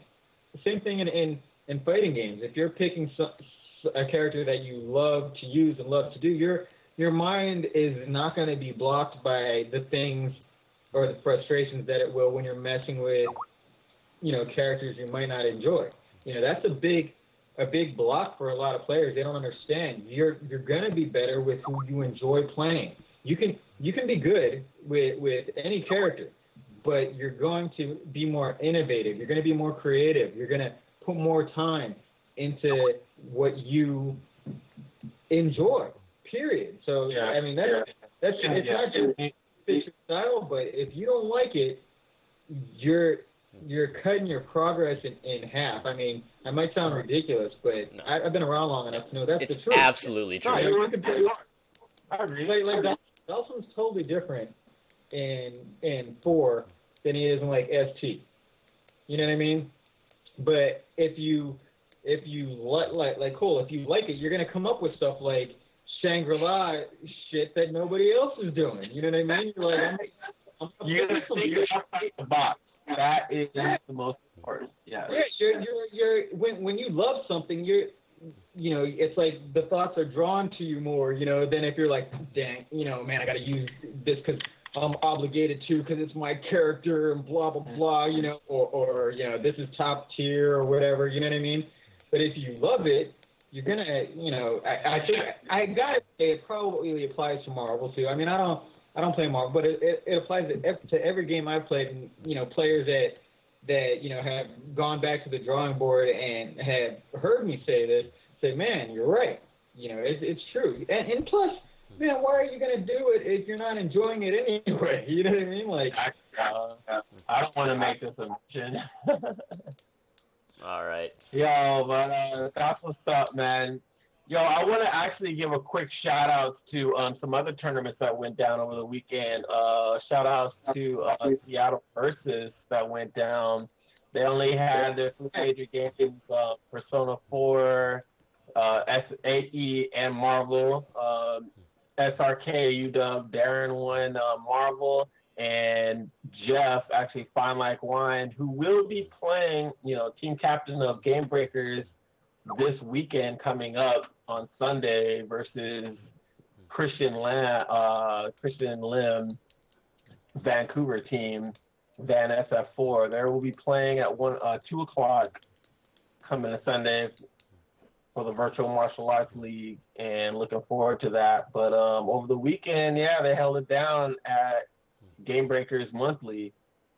And although we don't have the playbacks on there, you can catch the replays at twitch.tv/GameBreakers.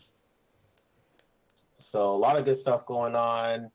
Looking forward to seeing Dojo Sports getting into the grand finals, which will be on March 24th. And we will have the Marvel grand finals, which I'm really looking out for. Another Canada team, Team Panic Kings versus Team Best Bout. That's going to be an epic match. And this weekend, Sunday, will be the last SF4 match. And it'll decide who will be the competing team versus Best Bout, versus Canada, because Canada is actually in the lead in first place right now. And so if Game Breakers does not get more than 7 points this Sunday, it'll be Canada versus Best Bout. So we will see what goes down, and I hope you guys tune in, all you stream monsters, to see this epic match. And on March 24th, have a pretty good grand final. I gotta mention a couple things if you don't mind. Yeah, go ahead. Go for it, man. Yeah, just if you're gonna be in Florida at all, this weekend coming up, we got a Spark Storm.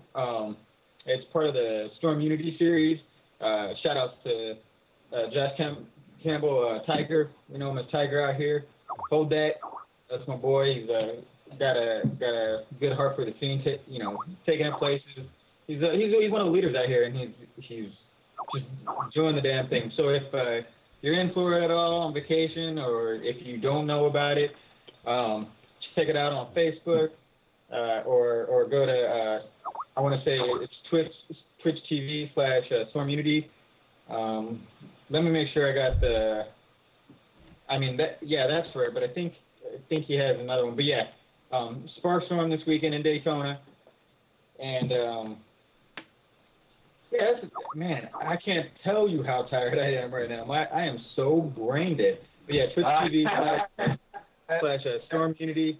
Check it out. He's got a lot of stuff going on. Sometimes he and Jabali get together and hook stuff up.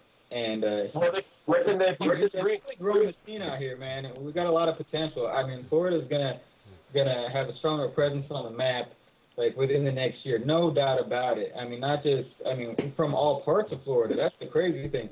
I mean, you know, there's been people that have been traveling around or whatever, but I think more people are going to be traveling. And, you know, how many guys have been coming out of Florida the last couple of years? You know, we didn't really, what did we hear back in the day? We heard like Alex Navarro, you know, or Nelson Santa Maria. Well, now you got, Blocker, you know, came out a couple years ago. You got Knuckle Dude, you got some CJ Truth going on, you know, like, Florida's starting to sprout some heads. So be on the lookout for them, man. I mean, I know I'm not going to be in town much longer, but I'm just giving you guys a heads up. Don't sleep on the players out here, man, because they're going to catch you off guard, man. What you laughing at, bro? I don't know what he's laughing at. My bad. My uncle passed by me and made me laugh. Also, shout-outs to the Oscars. All right. So yeah, we're gonna wind it down, folks. We know that we started really late. We apologize for that, guys. That's why we made this episode a little longer to make up for it. Thank you, APOC, for staying up all the way, because over there it is late, man. And, no problem. It's always a genuine pleasure for sure. You know, and I just got finished hanging out with a bunch of the Jax guys, so it was kind of cool, like a whole day of fighting game stuff, you know what I mean? Plus, it's always cool kicking it with Cole, you know. Be on the West Coast soon, so... Yo, Dan West is back in the mix, too. Just to let you guys know, next Monday we're gonna have a very, very, very special guest. Graham Wolf is gonna be on the mix, as well as Alex Wolf, the Wolf Brothers, Wolf ST folks. So I'm really looking forward to that. Those brothers been, man. So yo, we're gonna get to the bottom of all that next Monday. Where have you? I've been wondering. They don't know. I've played them both on Street Fighter 4 under different accounts. Beat them down. Oh, we gotta go in on that. They have yet to win a game against me on this. Oh, that's gonna be good.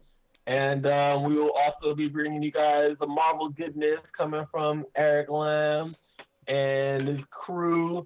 So stay tuned for every Monday, 9 p.m. We will be bringing you DojoSportsNet with news on the fighting game community and all the updates on Dojo Sports 5v5. I expected to see him here tonight. Put that back. Yep. I just wanted to holler at my boy real quick. Right. You're gonna be on soon, right, bro? What's up? You're gonna have Chris. You're gonna have Bonism on. Yes, and that is also Thank you for reminding me. Chris Bond, as well as his new writer for putthatback.org, Persia, who you guys know as Yipes' lovely lady, who is a new writer for us. So we're going to get both of those guys on the next show for that Marvel and Winter Ball experience, because they were both there, and it'll be good. Hopefully we can get Yipes as well, and Eric can get some good Marvel analyzation going on and stuff. So really looking forward to next Monday's show. All right, guys. So once again, thank you for watching. Remember, DojoSportsNet comes on at every Monday, 9 p.m. PST, because that's kind of important. So I'm gonna end you guys by playing my personal outro for my streams. I think you guys will enjoy it. Play it. We all rocking. Yo, good folks. And we'll see you guys next week. Thank you from our hosts and co-hosts, Eric Lamb and APOC, as well as Flash for streaming. And we'll see you guys next Monday. I love y'all. Peace. All right, see you guys.